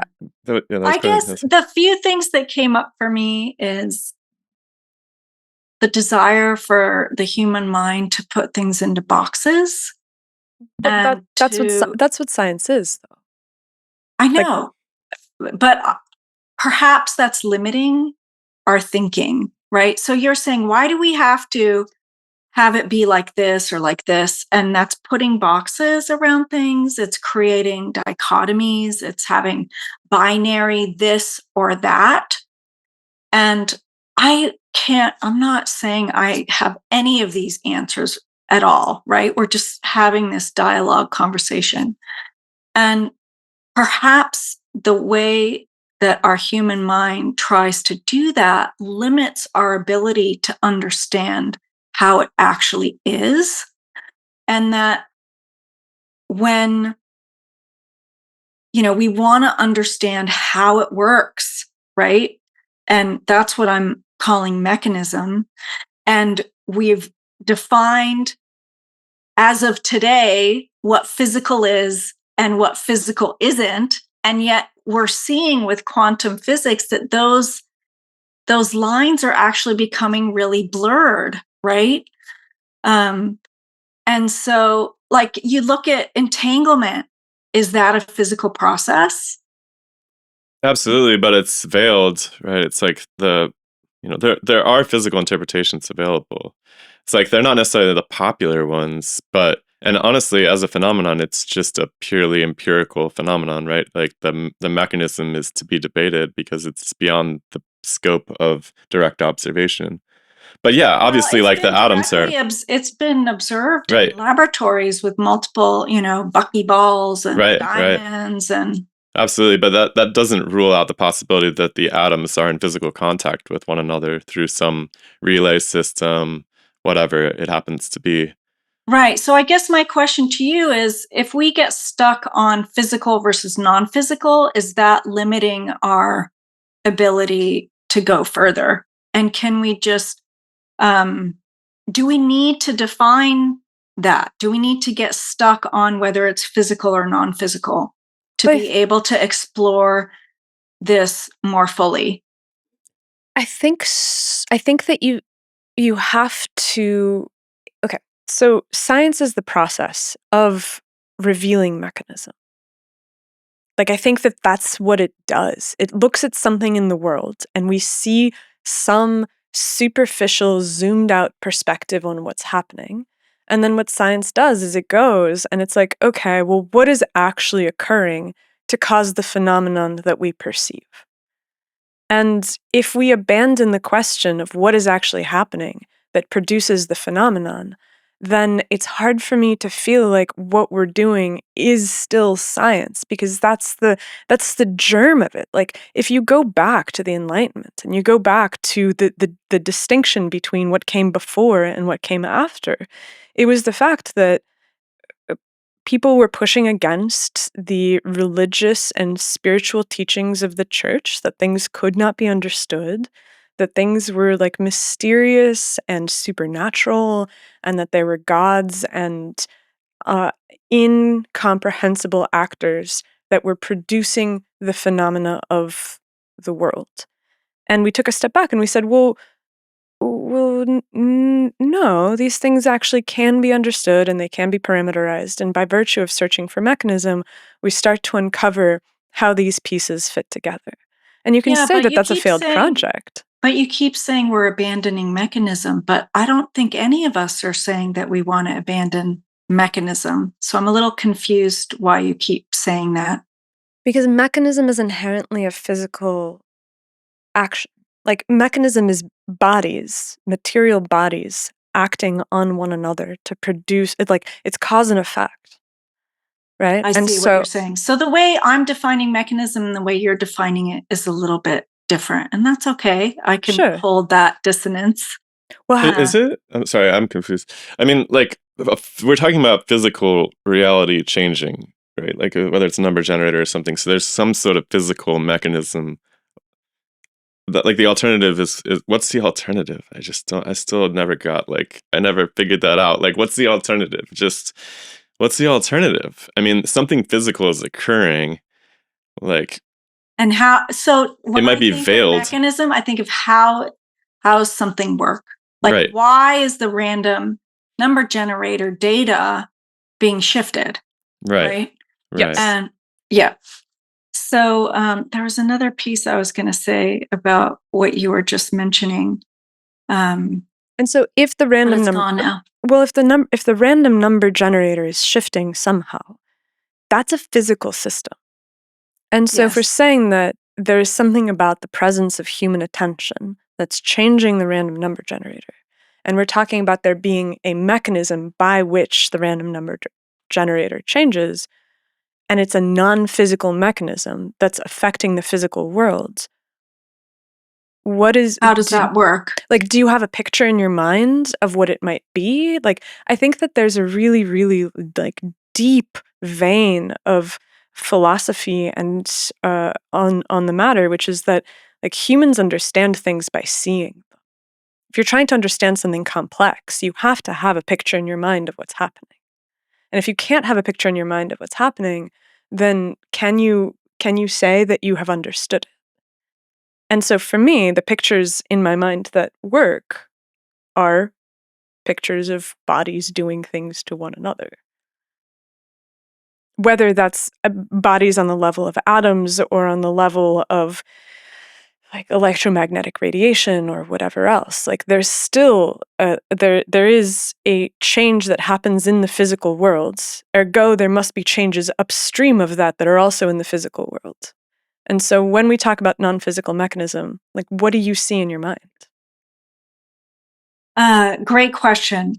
I just want to say that, in terms of seeing things, our perception can fool us, right? And so, and there's also people who are aphantasic who have no mental visuals at all. They usually have words, though.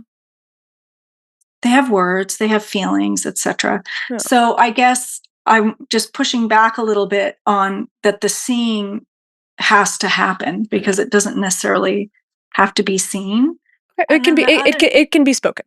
Like, it can be Yeah. seen, or it can be spoken, or it can be Sure. felt, but, like, Yeah. there is like, I've never met somebody who It has to be represented. That's all. Like, Yes. the understanding, like, if mechanism for you is how something happens, then it has to be represented. You have to have a way of representing that understanding, right? To yourself, at least. Sure. And then the other piece, you mentioned this earlier, and I remembered it as you were speaking, that, I believe you described, like, science is about finding mechanism. And I would agree with that, but it's not only about that. I mean, science is a process, it's a method to be able to answer any type of research question. So if I'm asking a research question about mechanism, then I'm going to use science to do that. But just like you mentioned earlier about, looking at phenomenology or people's subjective experiences, you can still use a scientific method to answer a research question about that. But I know you guys really want to understand mechanism, and that's your focus. So we can come back to that. And this whole piece about seeing, and how do I envision that my intention, like, I can send an intention, say, to my 12-year-old son, of health and wellness and happiness in this moment. How do I imagine that actually affects him in any way, right? My personal experience of it, and kind of the models that I resonate most with, are kind of field models, where we are all part of an interconnected field, whether it's some extension of the electromagnetic field or something else. And that my intention directed into this field with focused attention can have an influence on another person. This is Helené, non-physicist, just No, I think that experiencing these experiences. I think that that's getting into the realm of something that we can play with in terms of, let's assume that that there is a demonstrable phenomenon like that. Like, let's just assume that this does happen, that, what in the world could cause that to be the case? And I think that the field approach is interesting. I think it's an incomplete approach, but I think it's in the right direction. Because what is a field? Well, it's really just a sea of vectors that have some measurable parameter that can be inferred or measured at any distance from some source, right? It's really a map of effects that's spatially distributed, and it's projected and theoretical. And honestly, like, just to like take a nice like gut shot at the physicists, like, they haven't answered the question of what's causing these fields either. Ultimately, like, they know that there's effects that are predictable with these strengths at different locations, and they're really good at it, and we can build freaking spaceships and this Zoom meeting and everything else. It's amazing that they can manipulate those things, but they still haven't answered the question of what's causing those field effects to occur in the way that they do. And I'm not trying to be mean about it. It's a really enormous task that people are probably working on for the next 1,000 years to get to the bottom of what's underlying the electromagnetic field effects that are so obvious and predictable. But it's still, what I'm trying to say is that it showcases that there is a great mystery, even that the physicists themselves have yet to address, which might be at the root of both these extraordinary experiences people have, and at the root of the very mundane, boring stuff like transformers that we have great equations for, but we don't have a mechanism for at the heart. We do not have that thing that Anastasia has been talking about, that she's desperate for when it comes to scientific explanations, which is how in the world does one coil of wires that's not touching the other actually get the current flowing in the other wire? That's crazy. We know it can happen. It's very mundane and boring. I got probably 20 transformers in this room all firing off and doing this incredibly, apparently magical looking stuff. But I guess the difference is for Nastia and I is that we're like, hey, there's probably something happening under the hood of this apparent magic. Like, these atoms are doing something. We can't necessarily see it, but we might be able to hypothesize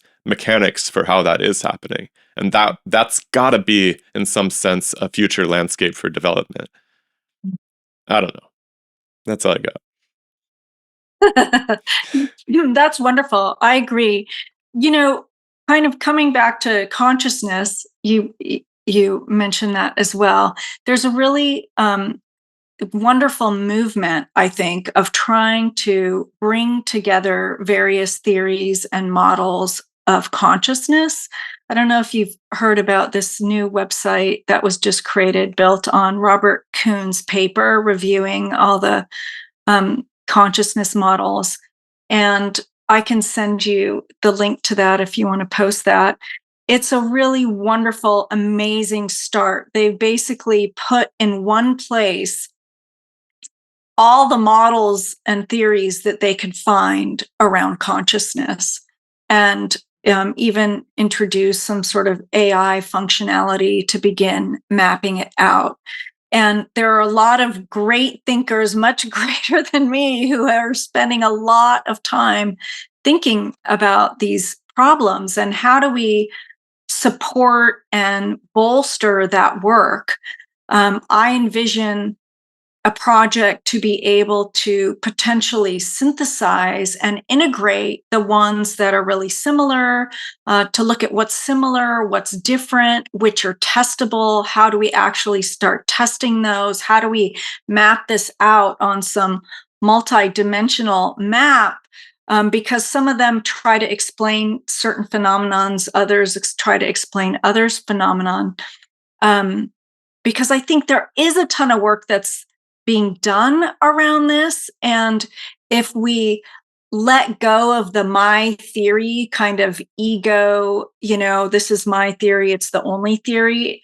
If we let go of that and actually start working together, I think we'll be able to start creating theories and models that are actually testable, that will move this forward in a more impactful way, because you're not the only ones who are like desperate to know the answers. And I think that would really move it along more quickly. And personally, I'm also holding simultaneously the idea that maybe the human mind can't actually understand it, that we may be able to understand some aspects of it, but that we may not be able to fully understand that, and to have the humility to say, I just don't know. Here's what I do know. Here's what I can understand. Here's what I can describe. Here's what I can experience. And there may be elements that are far beyond that I can't. And to perhaps be okay with that. I mean, I think we definitely in discourse and in our collaborative research spaces have to have that humility to be like, this doesn't make sense, and we're not going to try to like shoehorn it into making sense when it doesn't. But I think that we also at the same time have to be oriented towards the reality that it can be understood eventually. I'm very, very allergic to this. Like, we come into this perspective in quantum physics sometimes too, where people are like, well, it just doesn't make sense, and that's that. And I'm like very allergic to that, because I feel like that's a very disempowering mindset to bequeath to our children when it comes to trying to make sense of nature. It's like, just because we don't get it doesn't mean that no one will ever get it.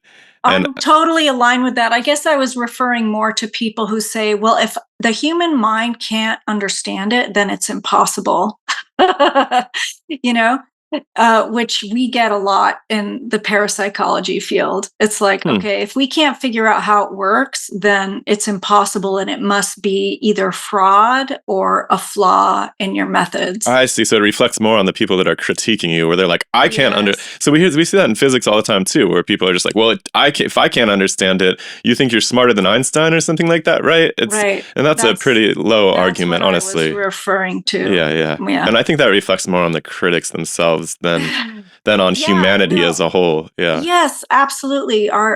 Just being open and curious and continuing this, effort of trying to understand wholeheartedly. I mean, that's just beautiful. And I think part of the human process.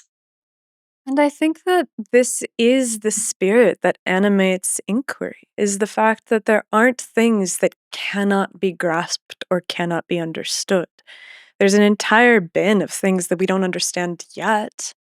But if we give up on any attempt to give it form and give it mechanism and give it some kind of hope for being understood, I think that we end up going down a dead-end path, because I really do. So you said earlier that you're like, well, there's plenty of science that doesn't search for mechanism.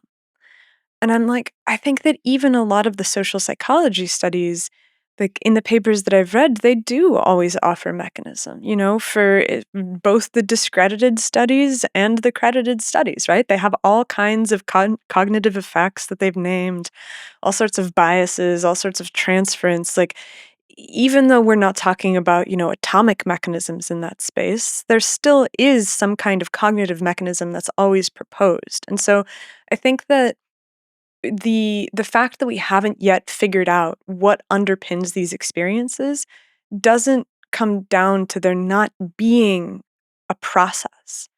Like, there has to be a process or it's magic. And I don't think that what we're talking about is magic. Like, you say that you can send feelings of well-being to your 12-year-old son.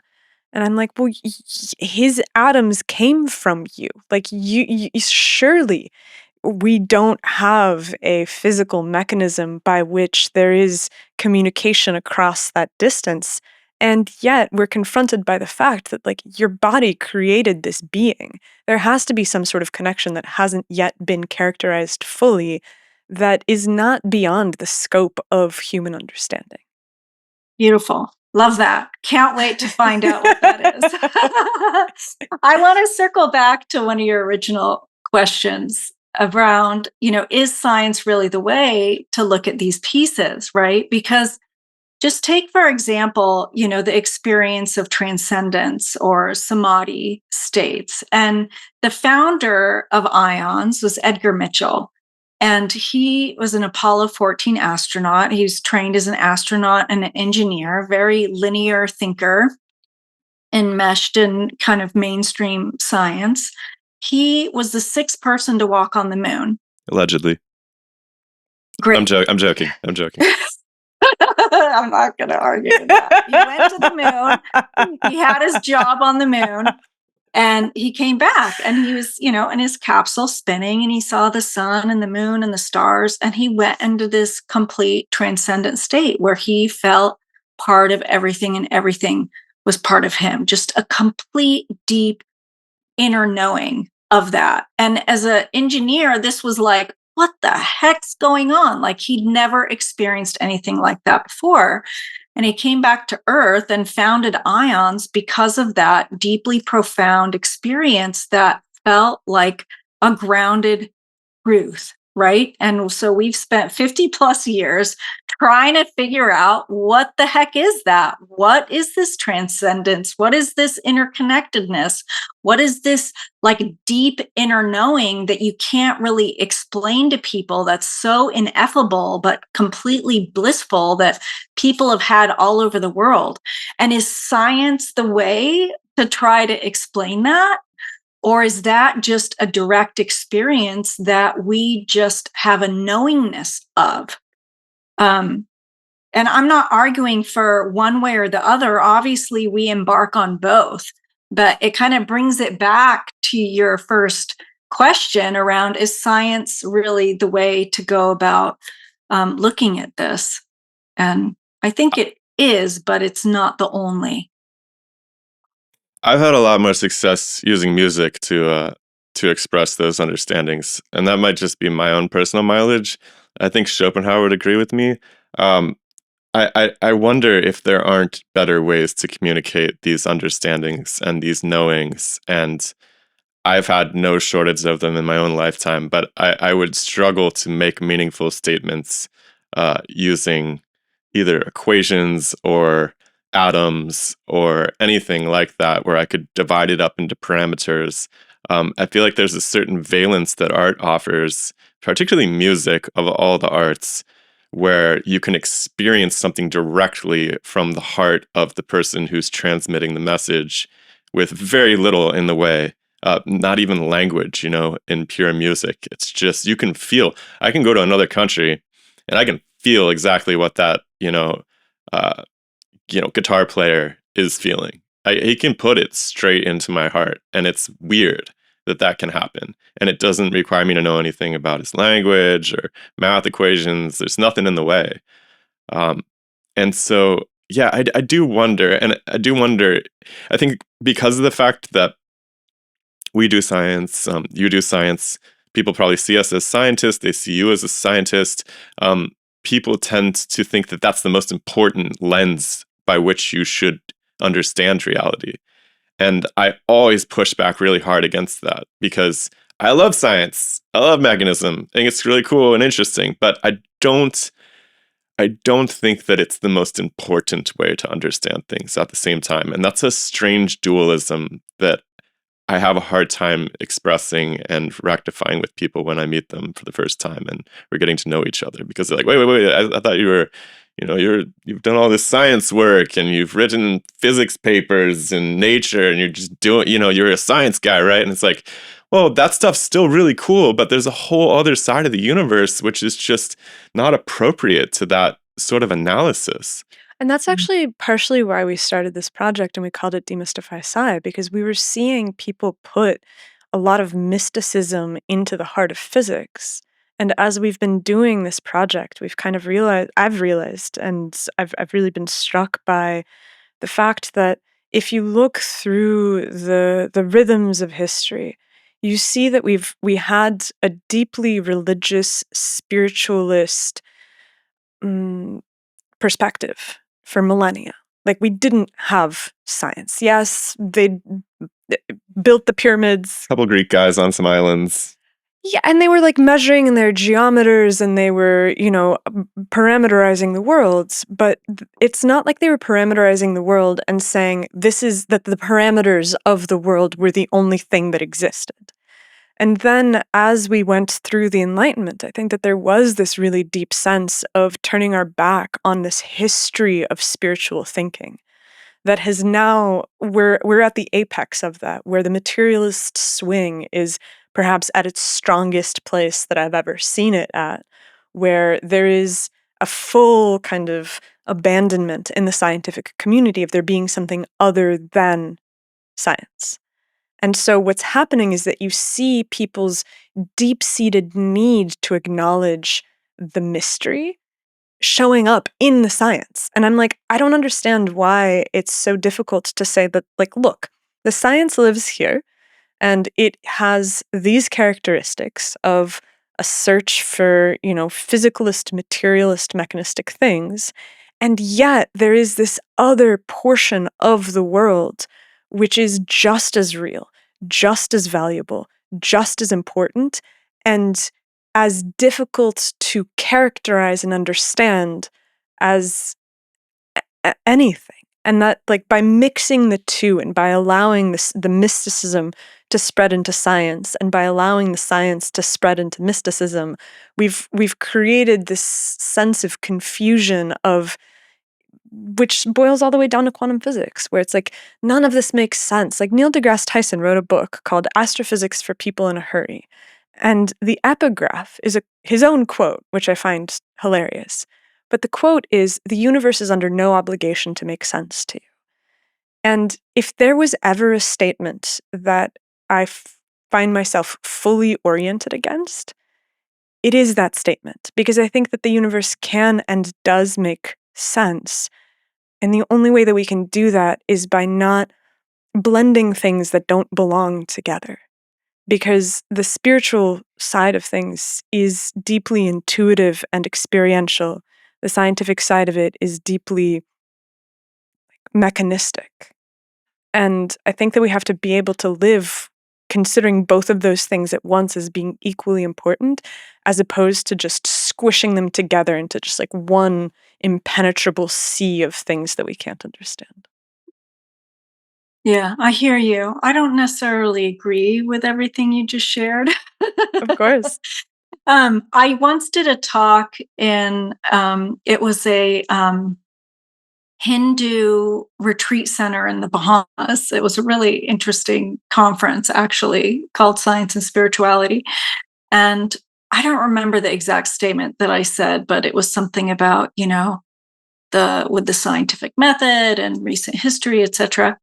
And one of the leaders of the community stood up and said, the scientific method's not new. Like the Vedic scholars have been doing science for, many thousands and thousands of years. This observing, this, trying different methods, then applying that, then shifting that. And so, I think of science more as a verb, as a process, and maybe more broadly than your idea of this. I think what we're saying is a physicalist mechanism, and that, this idea of observing our environment and testing different ways of being with it to a certain end could be thought of as a scientific process of having a question about our relationship to our environment and trying different things to see what happens and how we engage with that. But this, back to your point of, people are bringing magic into science and putting science into magic, and that we don't want to blur those lines. How can it not be blurred? Because it's all part of our experience, and perhaps not allowing for a dialogue between the two is us putting hard boundaries around these ideas that are actually very enmeshed. So I just kind of throw that out as a thought point. I think they can pollinate each other, like maybe just to soften Anastasia's perspective a little bit. Like the best analogy for me is like you can parameterize music too in a scientific sense, right? So the Right. classic example is like the music theorists, and I sat through some boring music theory classes in my life, right? And it would be misleading to say that that didn't give me anything. Right. So it would be misleading to say that I can't apply the science of music to the production of effective pieces of music. I absolutely can.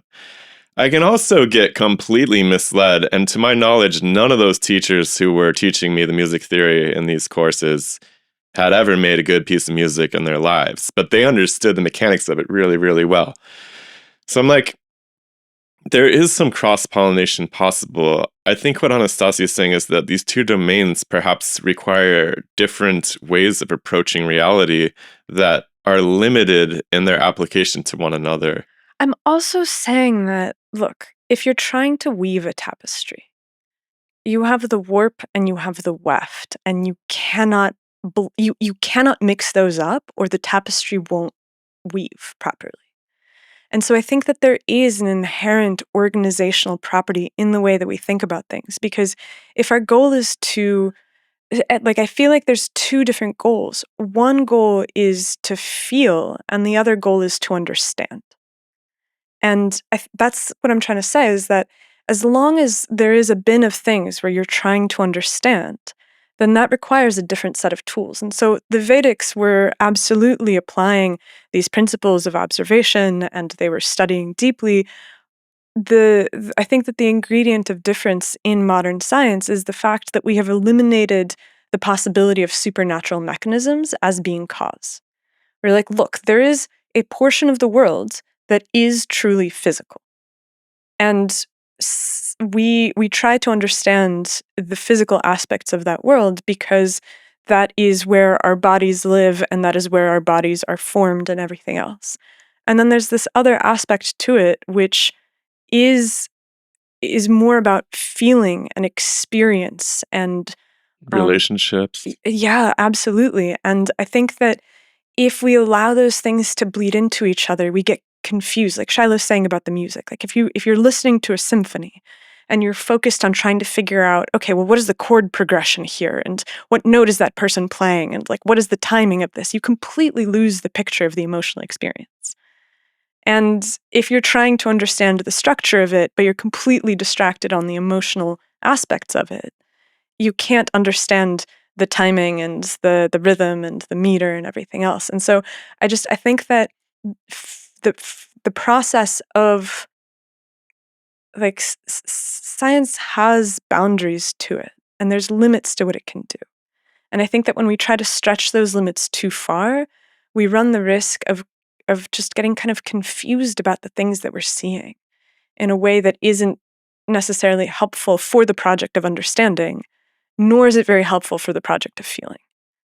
Does that make sense? Yes, I see what you're saying. Thank you for teasing that apart a little bit. That makes sense, and I would agree with that. And I think the scientific method is a tool, right? And so when I work with students and mentor different people, it's like you always start with, well, what is your research question? What do you want to know? What do you want to know? And then from there, that is the foundation. And from there, it's like, okay, well, what's my study design? And what are my measures? And what's the controls? And how am I going to be able to answer? But it always comes back to that research question. And that's going to guide the process from there.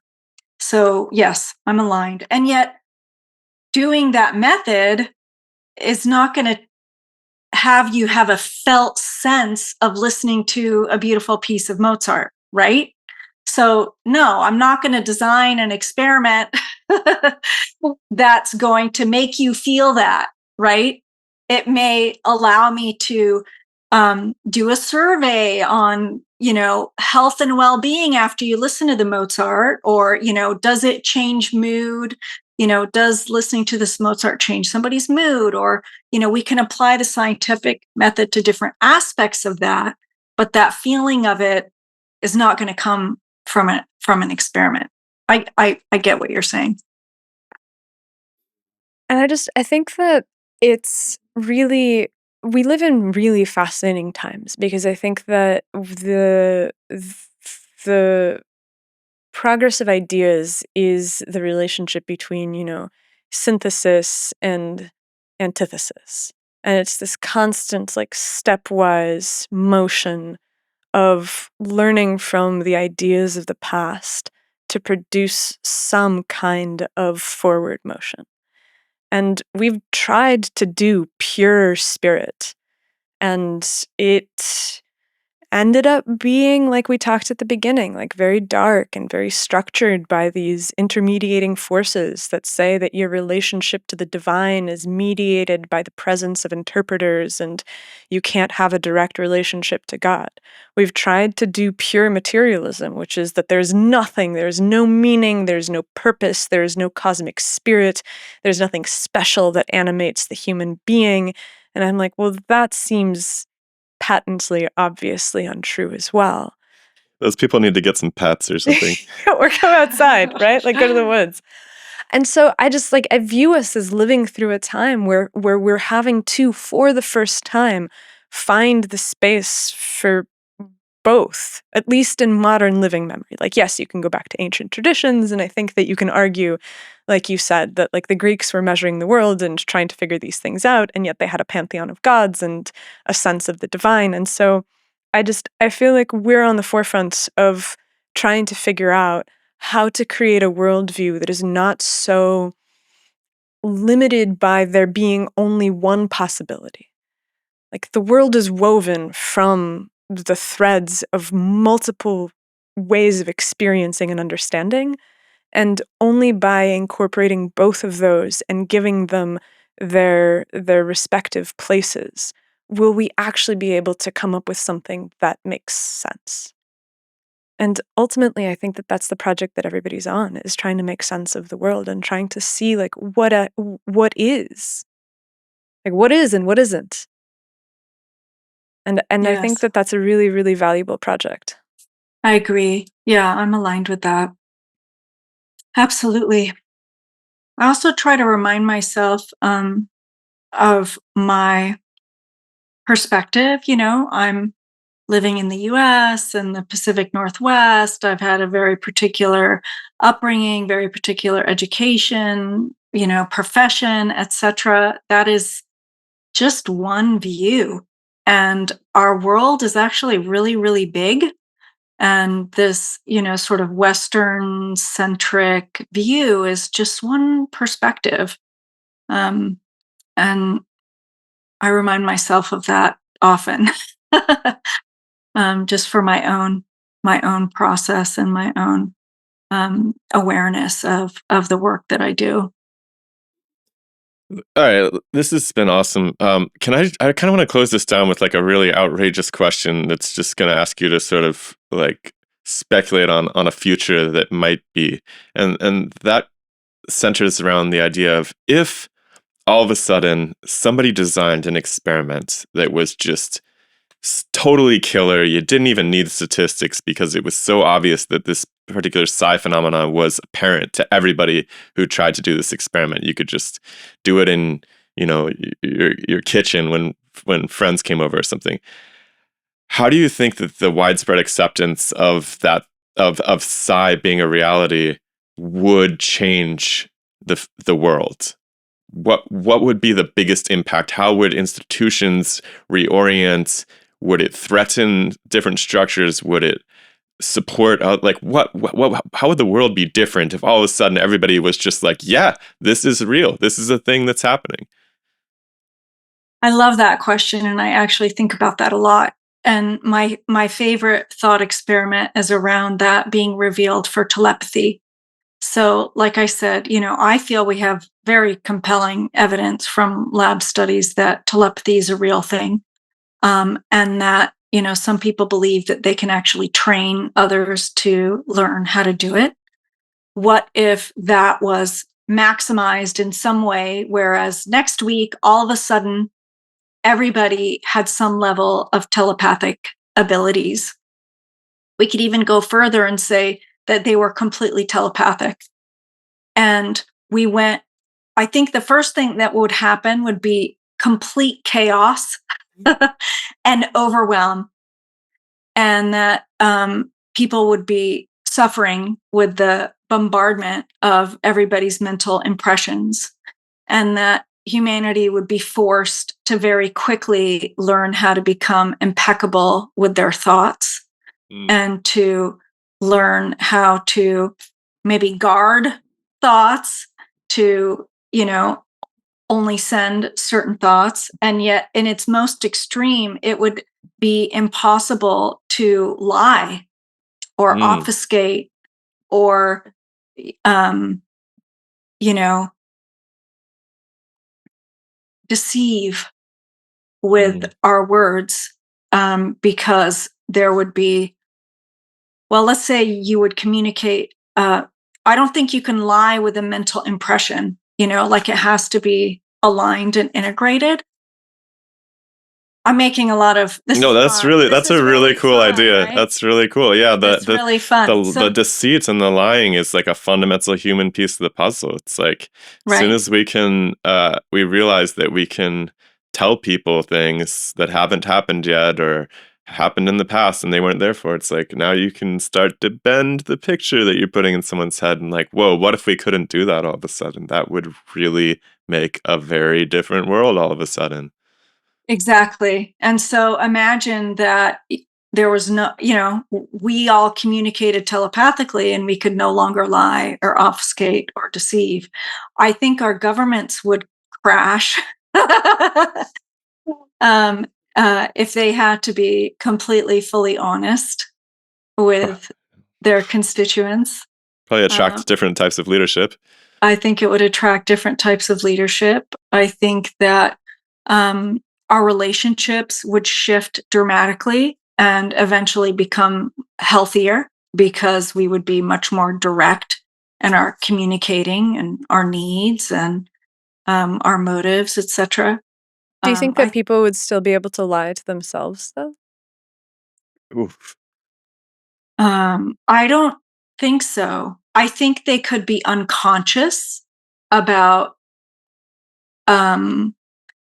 patterns that they weren't aware of, but I don't think that they could consciously lie to themselves, if that makes sense. And yet, you could have unconscious material that they weren't aware of, that they weren't able to express.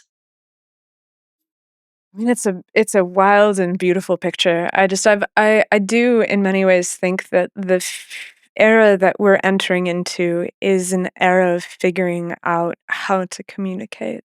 Like we're so networked together. We're so And understanding the ways we're communicating without realizing it. Yeah, absolutely. And so I feel like right now people are, what I see in the interchanges I have outside of our, people emailing us, etc. There is so much stress and anxiety that is driven by the excessive amount of information coming towards them from the outside and the concern of whether it's real or not real and what to do with it. And I think that's a huge issue. And, part of this whole intuition noetic piece is how do you, of course, use your intellect to, filter through all that, but also tap into your own inner knowingness around what is in your best interest to kind of move forward with. Like, what do you take in and what do you let go of? What feels like truth to you and what doesn't? And because our idea of what truth is right now is being completely shaken up. And it's incredibly stressful for people. Yeah, absolutely. I mean, there's a lot here that's still on the table. There's a lot left to think about. Go ahead. Yeah, I really appreciate you giving your time to this. I know it's been challenging for me to wrap my head around these things and figure out how to orient myself towards understanding what's going on. And I really appreciate you having the patience to, bring me up to speed on a lot of these things. I know that it's probably been not the easiest interview you've ever done, but I think that it's been. I feel like I've grown through this experience, and I really appreciate you giving us your time. Thank you. Thank you so much. I really appreciate that. Me too. And I do feel like we're closer than ever. There have been so many strong taboos about even talking about these issues that I think are loosening more and more every day. And these topics can be on the table and we can dialogue. And more than ever, I'm just really trying to nurture collaboration and setting egos aside so that more and more of us can come to the table, because I do think we can figure out mechanism and how it works. But Yeah. it's not going to happen being siloed. We have to work together to be able to figure it all out. And I feel very hopeful that the next 5 to 10 years are going to be deeply transformative and have many revelations that will show up around this. So I'm looking forward to being on this path. Absolutely. So before you go, though, could you tell people where they could learn more about your work, perhaps get involved, contribute? Is it just the IONS website is the best place to learn more about this? Yes, the IONS website's the best place to start, noetic.org. We have all of our publications there, our current research projects. We have free online webinars that happen on Fridays, a beautiful community that people can get engaged in whatever way they'd like. Is there a physical headquarters? We have a physical headquarters in Northern California where our lab is and our administrative offices, but most of our team works is a distributed team and works remotely. Cool. Well, Yeah.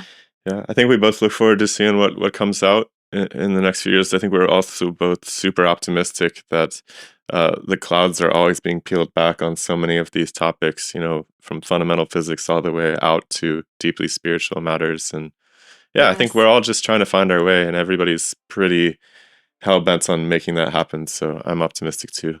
That's Absolutely. great. I look forward to having another conversation like this with you in about 5 years, and Heck yeah, we'll let's do reflect it. back and see what we talked about. That's That'd be great. awesome. Fantastic. Yeah. All right. Well, we'll Thank let you you so go. Have a much. great rest of your day.